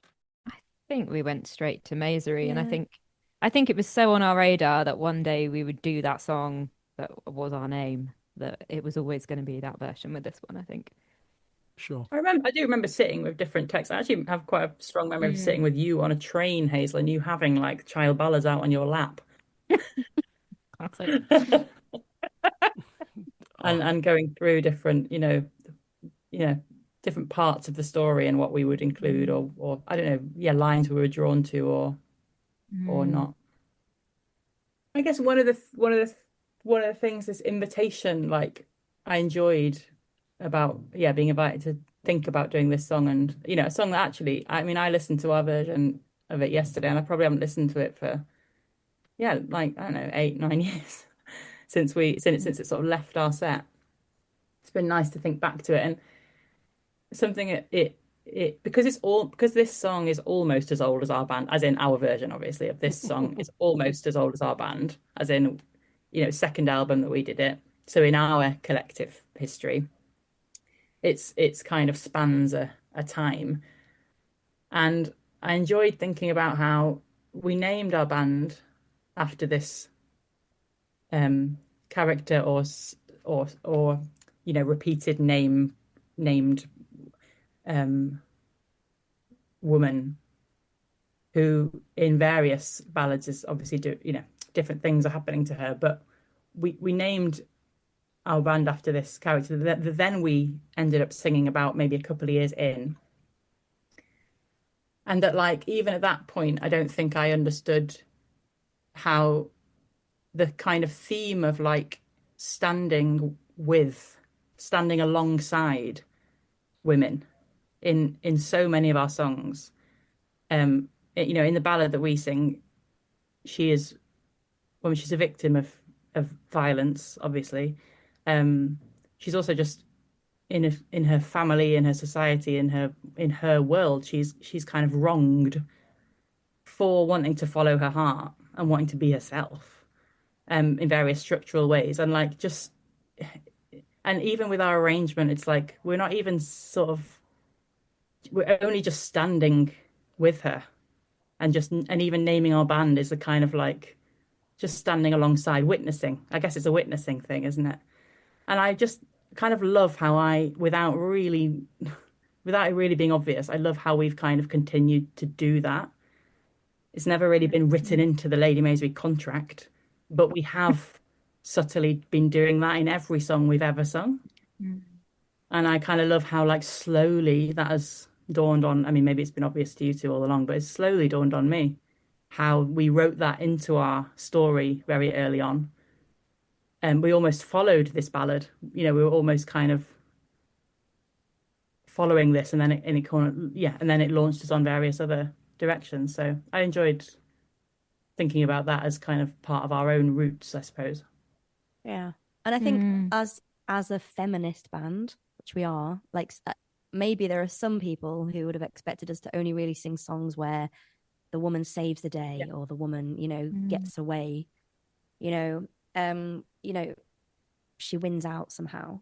But we've always chosen to sing the songs where women don't as well, in many different ways, in love, in power structures. And somebody, I remember, I think it was maybe when we brought out this album, a wonderful woman called Claire, who used to make a fanzine for us. She once said to us at a gig, like, I really appreciate that you tell the stories of the women who aren't the sort of heroes who beat the system, but that the ones that are just there, stuck in it, or suffering with it, and that you just highlight those as well. And I suppose we've carried on doing that, and it's so it's the Maisery ballad is very much in keeping with how we've carried on working and what we've chosen to sing. Yeah, very well put. It was really interesting, like, reading and listening to it again, and I think, and this is the thing with old songs, they have different resonances at different times, and I feel like there's still so much in this, even though it's a story, that, well, you hope wouldn't happen today, that someone from Scotland would be better in state for marrying an English person.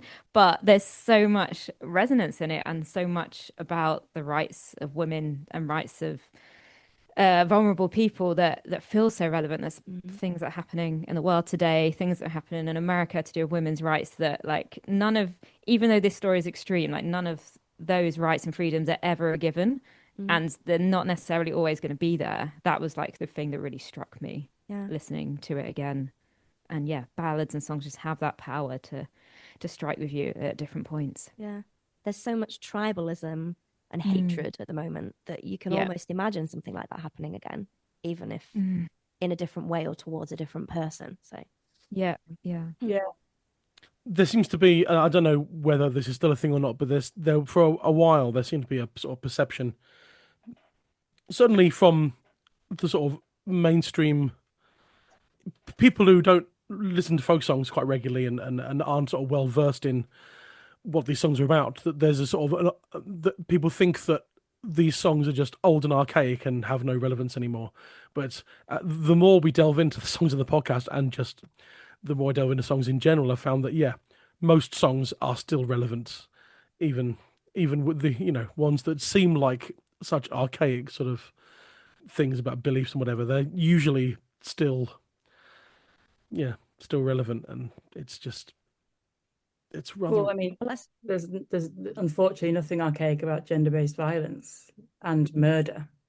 Yeah. I mean, it is happening all the time, and I think that there's a distance we can all, and in a way, maybe that's important. Maybe the distance, the fact that it's a woman getting burned at a stake, which that particular horror we don't see in our society now, and maybe that allows us to tell this story about a woman getting killed, which does happen in society now, and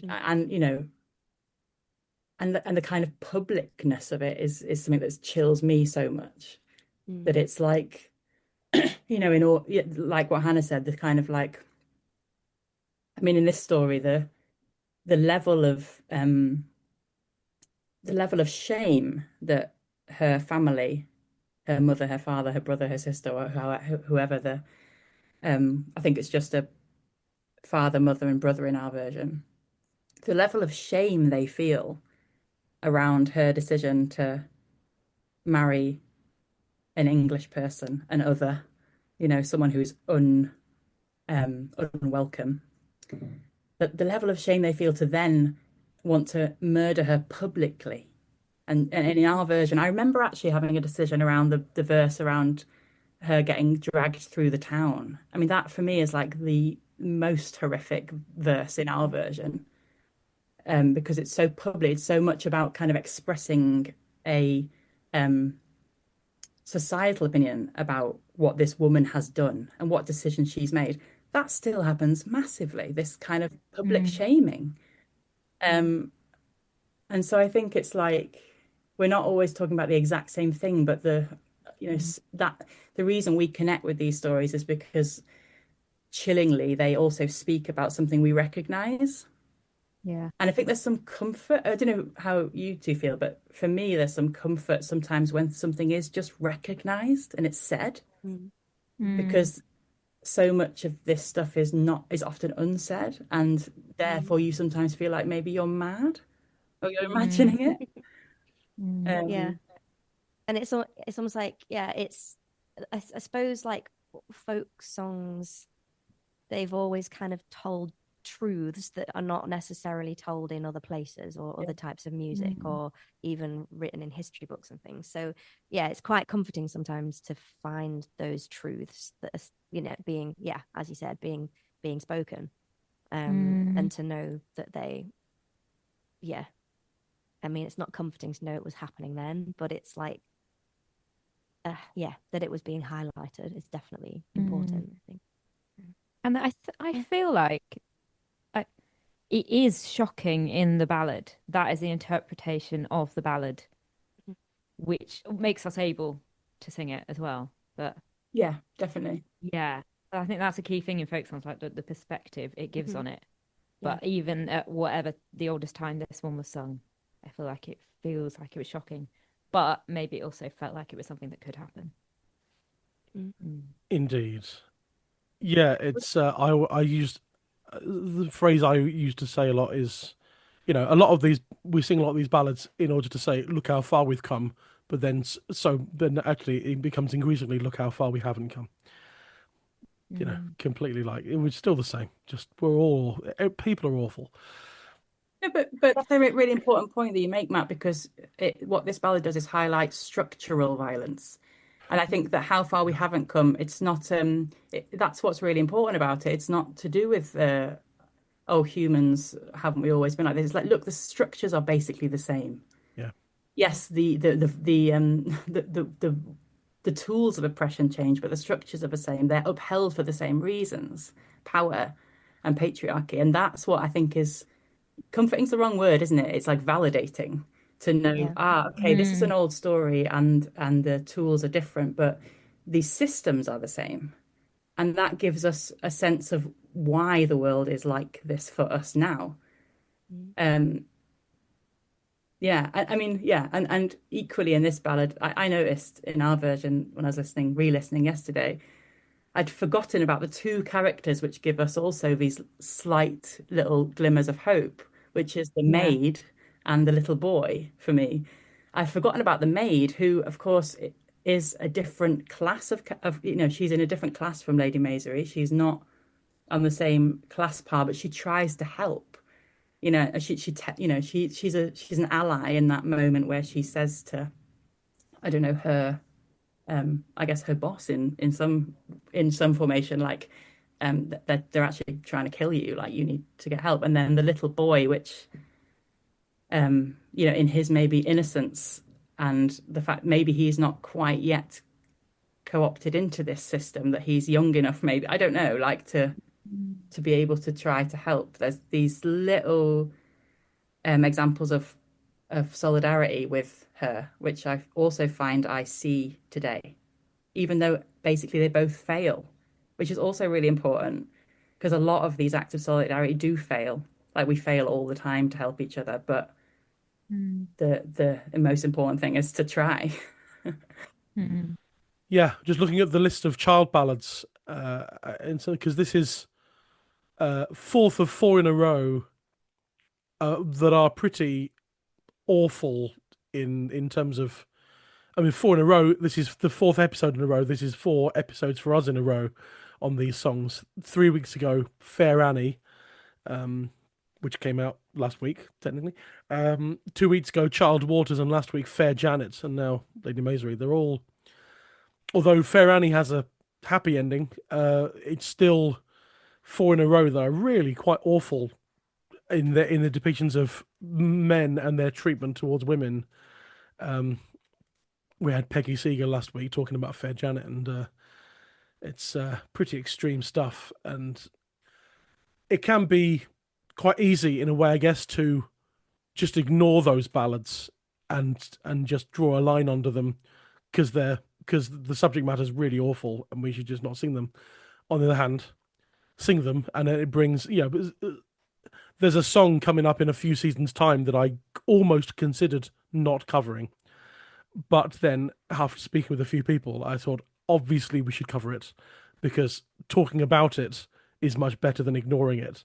And I think all these ballads that are horrendous in their subject matters and things, I think it doesn't necessarily mean you have to sing them, but I think, singing them and talking about them is a better attitude than ignoring them, I guess. Yeah, I feel like we have that conversation a lot, don't we? Or we have done over the years. I don't know if you have a take on that, Hayes. I think it's a question you've interrogated recently. Yeah, it's a big question and a question that has no solid answer. And I find it interesting as well as time goes forward and the point that most folk songs were collected, or the kind of last points, gets ever further away. Even in my lifetime, as I get older, I make different choices about what I would and wouldn't sing.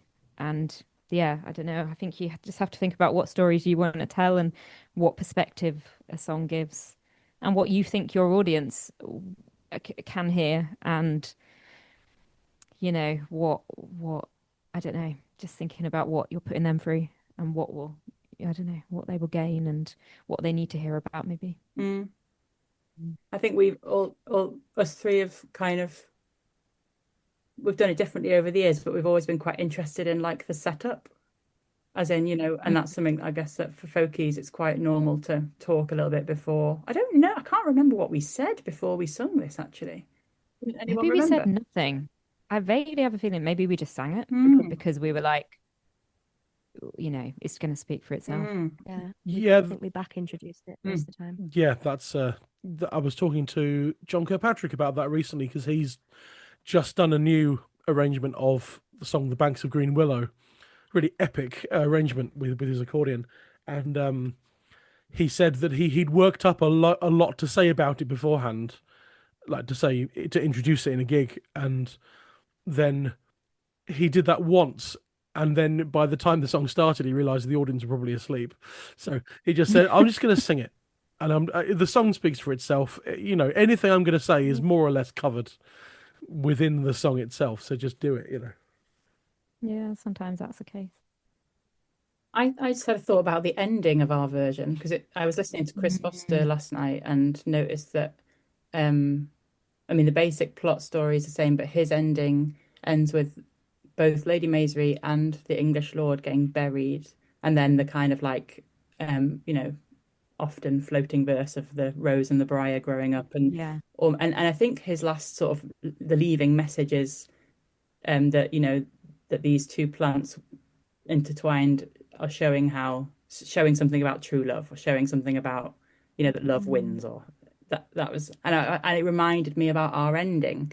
And I couldn't remember. It's not that. But it's not that. But I really appreciate our ending, even though it's darker in some sense, that we show how the kind of the violence of the act against Lady Maisery transforms into this desire for revenge from her English boyfriend, but not only does he want to seek revenge on her family, he wants to kill the whole town at that point. The rage is so huge and the revenge is so then kind of disparate that he has the final words of our ballad is he's going to kill anyone in this town, whether they were involved or not. And that is so chilling, but it's also, I think, something that I really relate to about how the world is now, that actually, totally, innocent people are so often swept up in blame that is completely nothing to do with them. And that feels really relevant. It feels very contemporary. And I just wonder about that ending. Did we find that ending in a version? Did we make it up? Like what? I think that was a mixture, wasn't it? I do remember grappling between the three of us over the wording of that last verse, which suggests that we didn't just find it. Yeah, right. I think it is. Trad from my memory. Is it? Okay. This is how the folklore begins. Yeah. We're not sure. I don't think we made it. Don't think we made up the premise of it, but I think we might have. Maybe we changed a word or something. Fiddled with it. Yeah. But it's that ending. I'll burn for you, dear lady. Horrific. I'll burn for you, dear Maisery, the town that you died in. Like the whole town. Like I think we might have put that in. Well, I'm sure someone can. I've just grabbed my copy of Child off the shelf. No. It's in the 60s. This is it's 65, I think. 65. Here we are. Let's see if I can do a quick scroll through the ends of all the different versions and see. But it's so that nature of how violence breeds violence and how trauma breeds violence. Absolutely. Felt really powerful, and I don't feel like I've seen that ending in other ballads I can think of off the top of my head, like it. Yeah. The kind of how it goes from the individual situation to this kind of bigger and more macro like violent situation.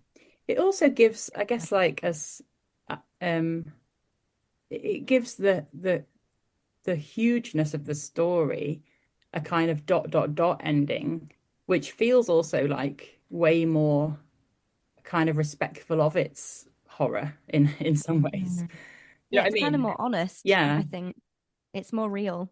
Yeah, absolutely. And it's like this stuff doesn't just fade away and isn't true love nice and sometimes we die for it, but anyway, love it's not really to do with love. It's Yeah, that whole Like, floating verse at the end that turns up all over the place. I've just recorded the history half of, I think, a ballad coming up in about 2 or 3 weeks' time, Lord Lovell, and that turns up there, and it's coming up in the next season as well because we've got Barbara Allen coming up in the next season, and that's what turns up as well. But it's very much in this song. It feels a bit like, almost like, I mean, it's only taken me 39 minutes to mention a film. There's the Terry Gilliam's film Brazil, phenomenal sort of dystopian sort of dark comedy, and it's a really depressing end, and the studio just didn't like that at all, and they chopped about 20 minutes off the end and tacked on this happy ending. And the version you can now buy officially is the official, the proper version with the proper ending, but on certain releases you can watch the what has now been referred to as the Love Conquers All cut. And it's it's just like, yes, regardless of what the rest of the plot's like, we can't have people leaving the experience feeling sad. Yeah, we didn't do that ending. Do you think do you think the folk ballad version of that then is the Briar and the Rose verse? Whatever's happened in your ballad, just tack that on at the end. Yeah, if the characters die at the end, you can do the Rose and the Briar thing. Yeah, exactly. Everything's basically Or they can burn the whole town. It's up to you. Yes, I'm just scanning through the versions in Child, looking at the last verse or two for each one. Version A, verses 30 and 31. How many verses does your version have, out of curiosity? Have you got the number, Hazel? 25. The end of version A in Child. I'll burn for you, Maisery, your father and your mother. I will burn for you, Maisery, your sister and your brother. I will burn for you, Maisery, the chief of all your kin, and the last bonfire that I come to, myself I will cast in. So I decided to... I think we put town in at the end instead of that. Well, there are versions. I just mentioned, if we go through these ones. So version B in Child, which is the one from the Motherwell manuscripts, the last two verses.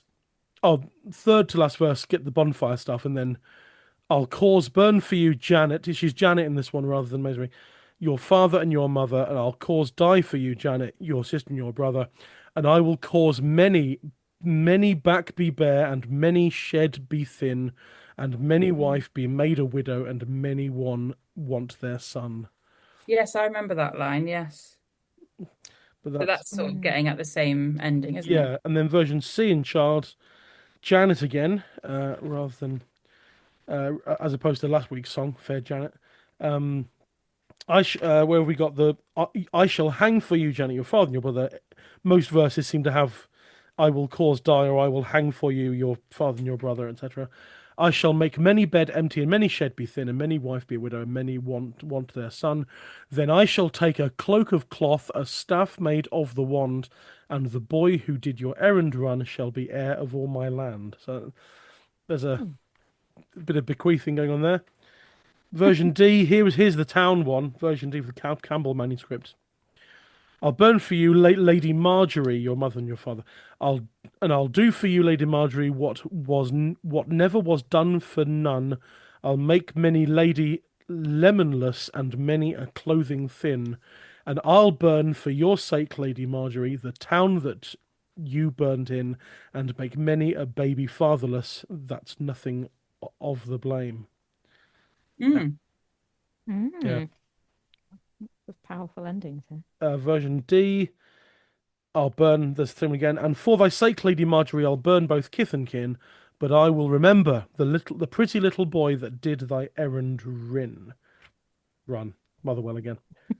I'm trying to sort of translate Scots as I go, which doesn't look quite effective.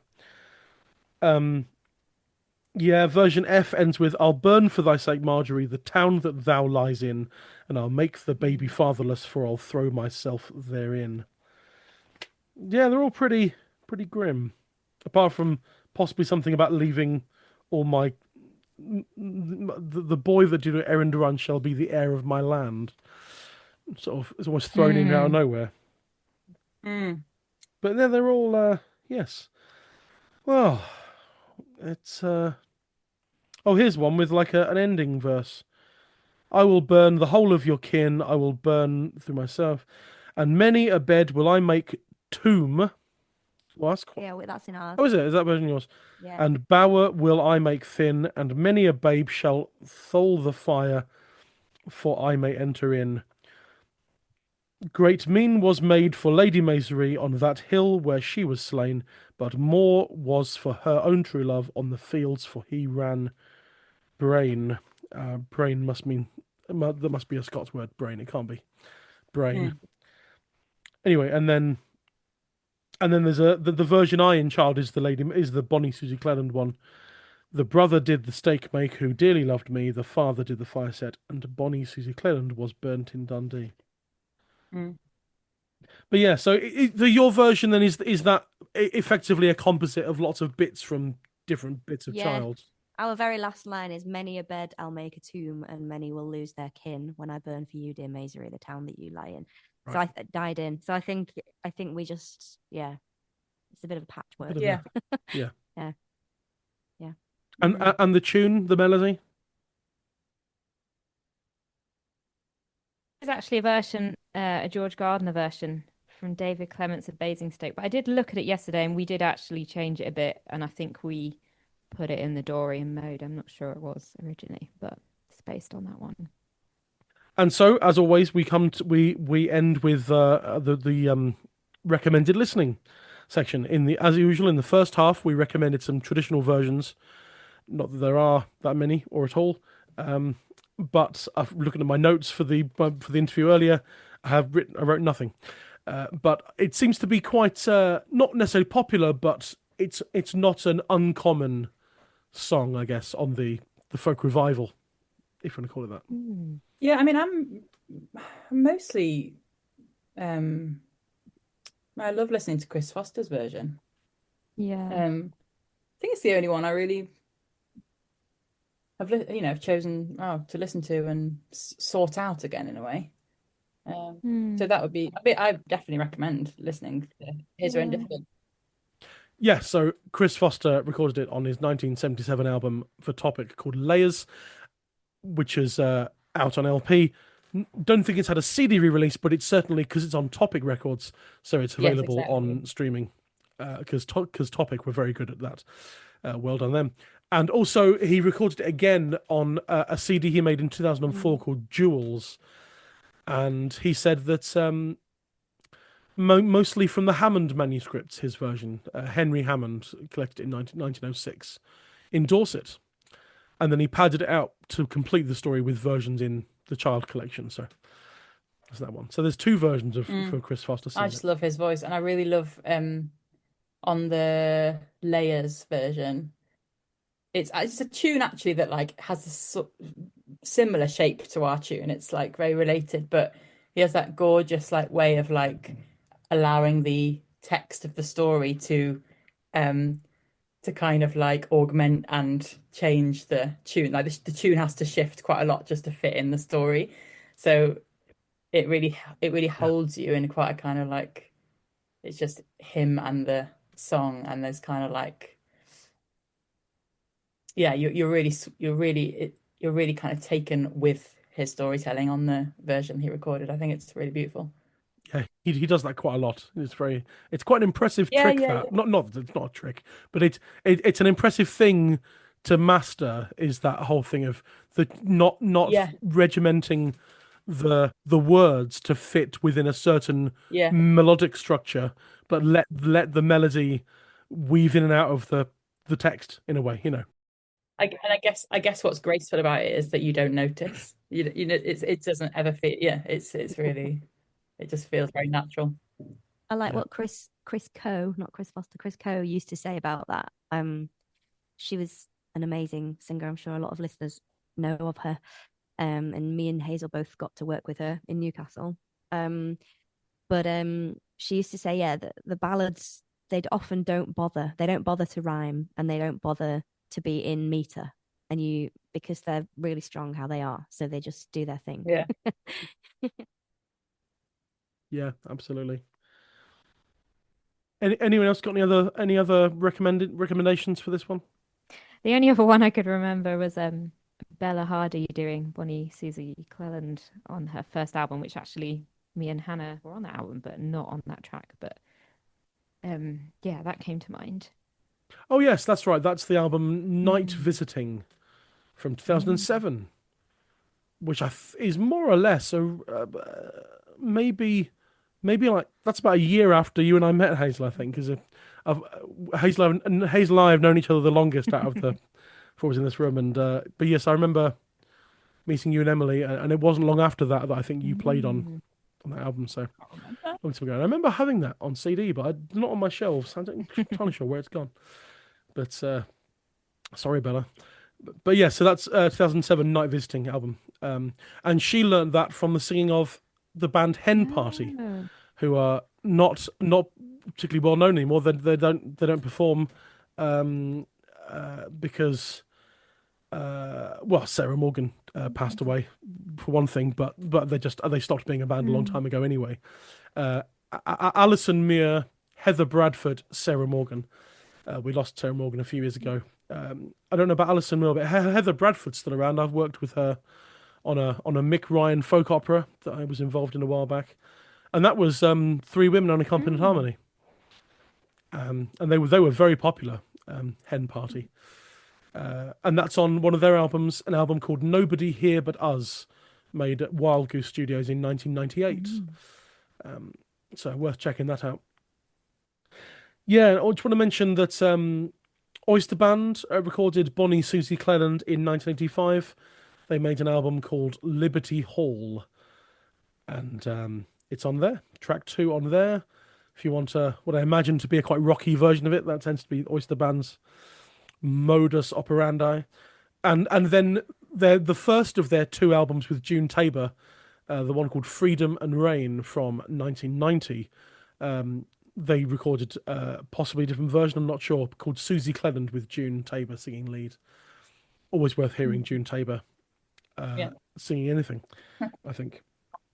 And we've got Peter Bellamy as well. He sang a fragment of it called The Burning on a 1975 album called Tell It Like It Was, which I think he referred to as a fringe folk album. Not entirely sure what that means.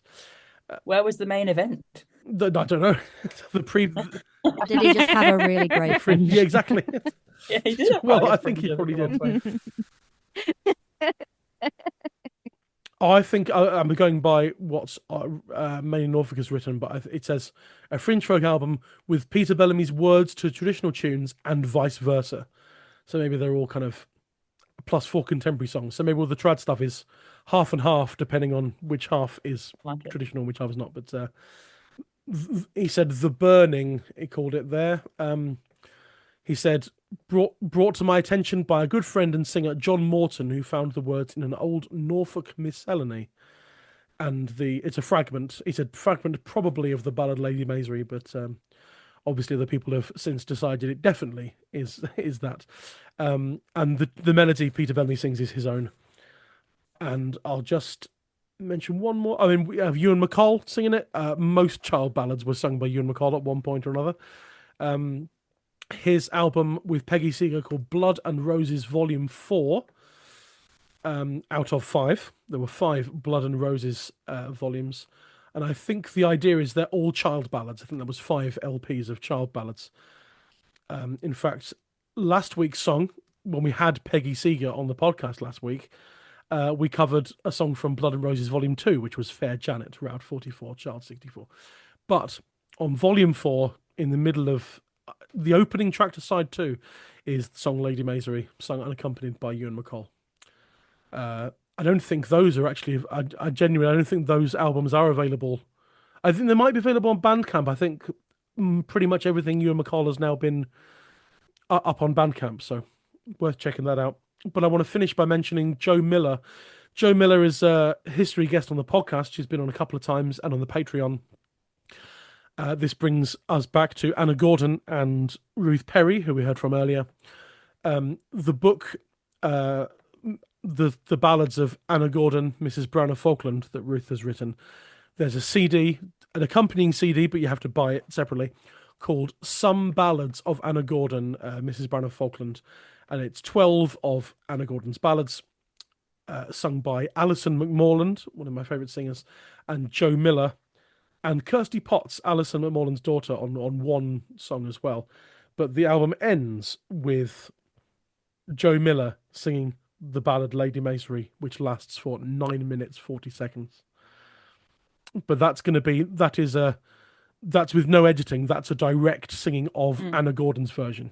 So the whole idea is to not faff around with those songs. It's to present those 12 ballads as if they were being sung by Anna Gordon.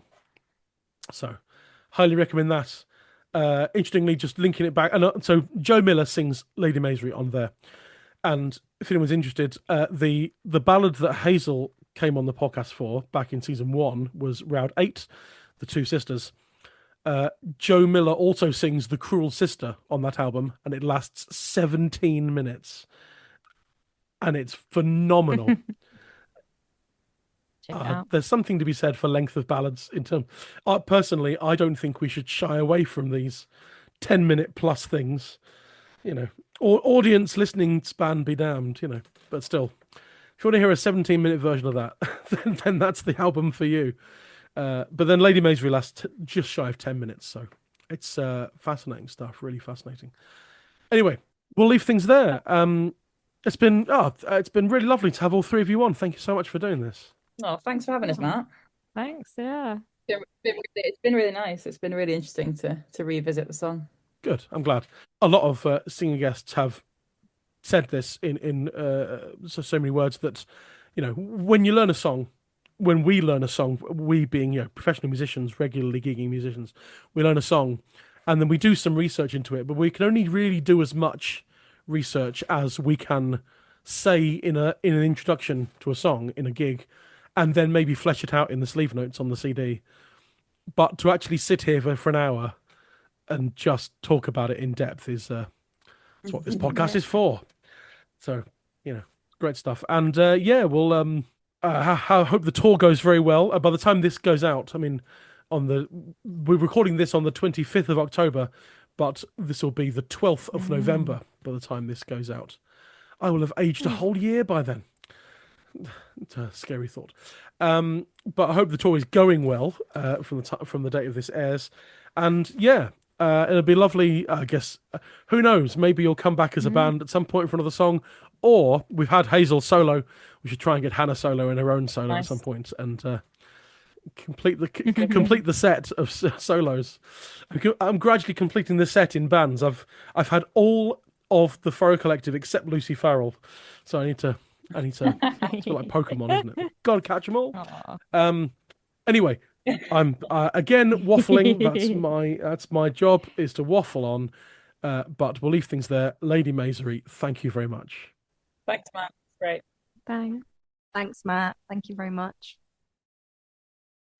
All the young lords of the North Country, they have a wooing gone to win the love of Lady Maisery, but of them she'd have none. And they have courted Lady Maisery with brooches, rings, and all. And they have followed Lady Maisery through chamber and through hall. Oh, hold your tongues, young men, she said, and think no more on me. For I've given my love to an English lord who is to marry me. And word has gone to her father dear through chamber and through hall, that his only daughter, Lady Maisery, goes with child by an English lord. Then in comes the father dear, so stately by the door. They tell to me, my daughter Maisery, that you have become a whore. A whore, father, oh that I'll never be.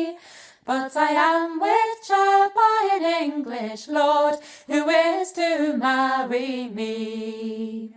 You could have had a duke or a lord all from your own country, but instead you've gone with an English lord to bring this shame on me.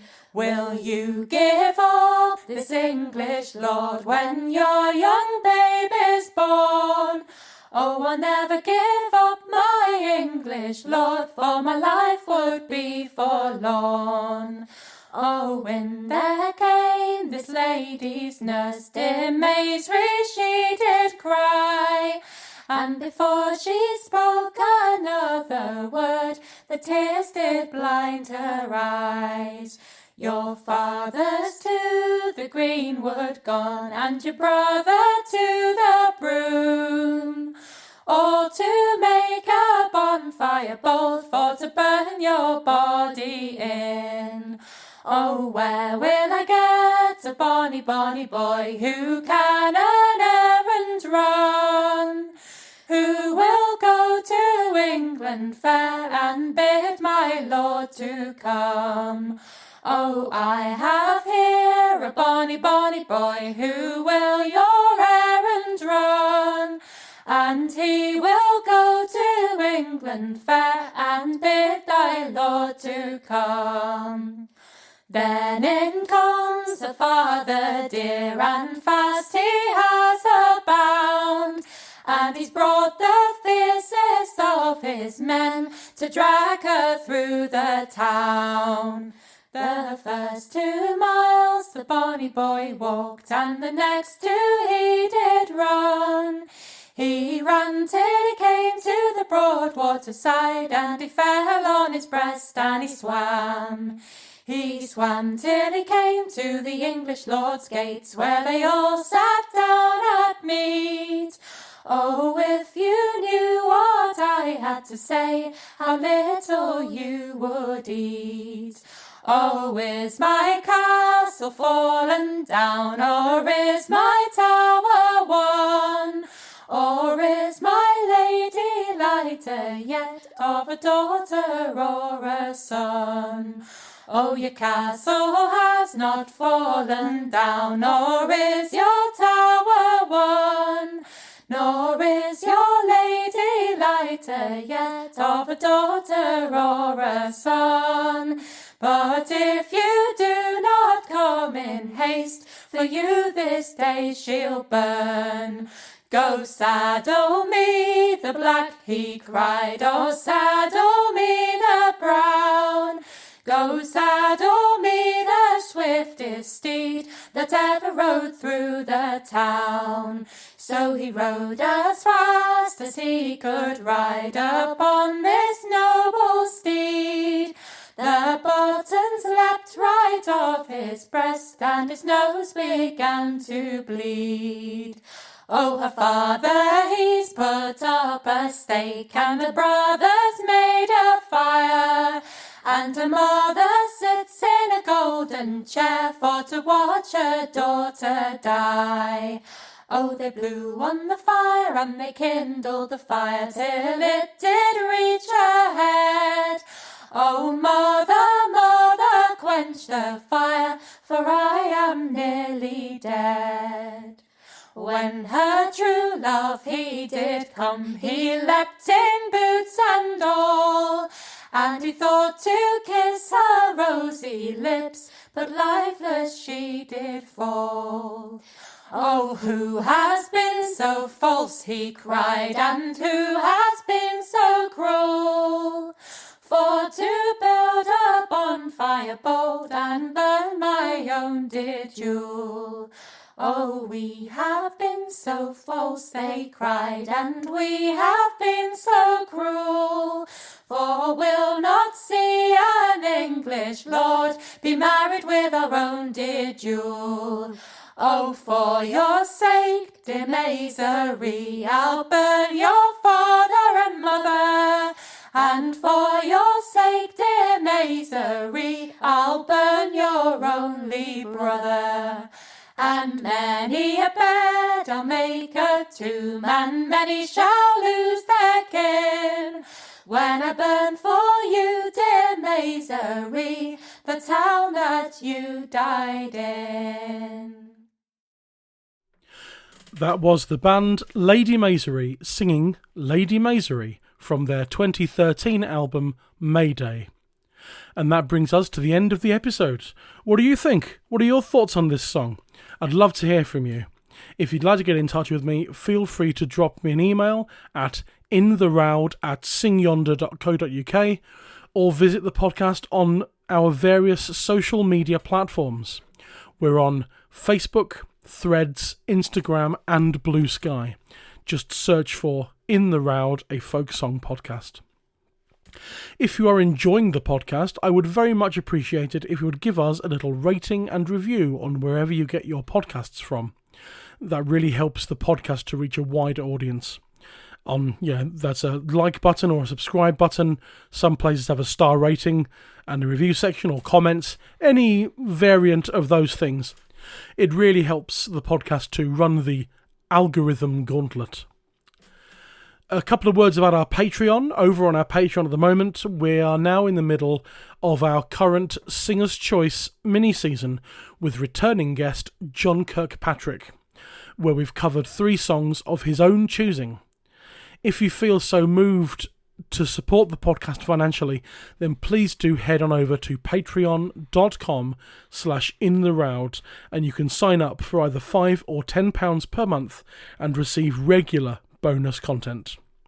This week we have John's second song choice, which is Roud's 232, The Game of All Fours, with song history from Steve Roud. Sign up to hear this and more at patreon.com/intheroud. In the Roud is a media partner of Veteran, the traditional music label.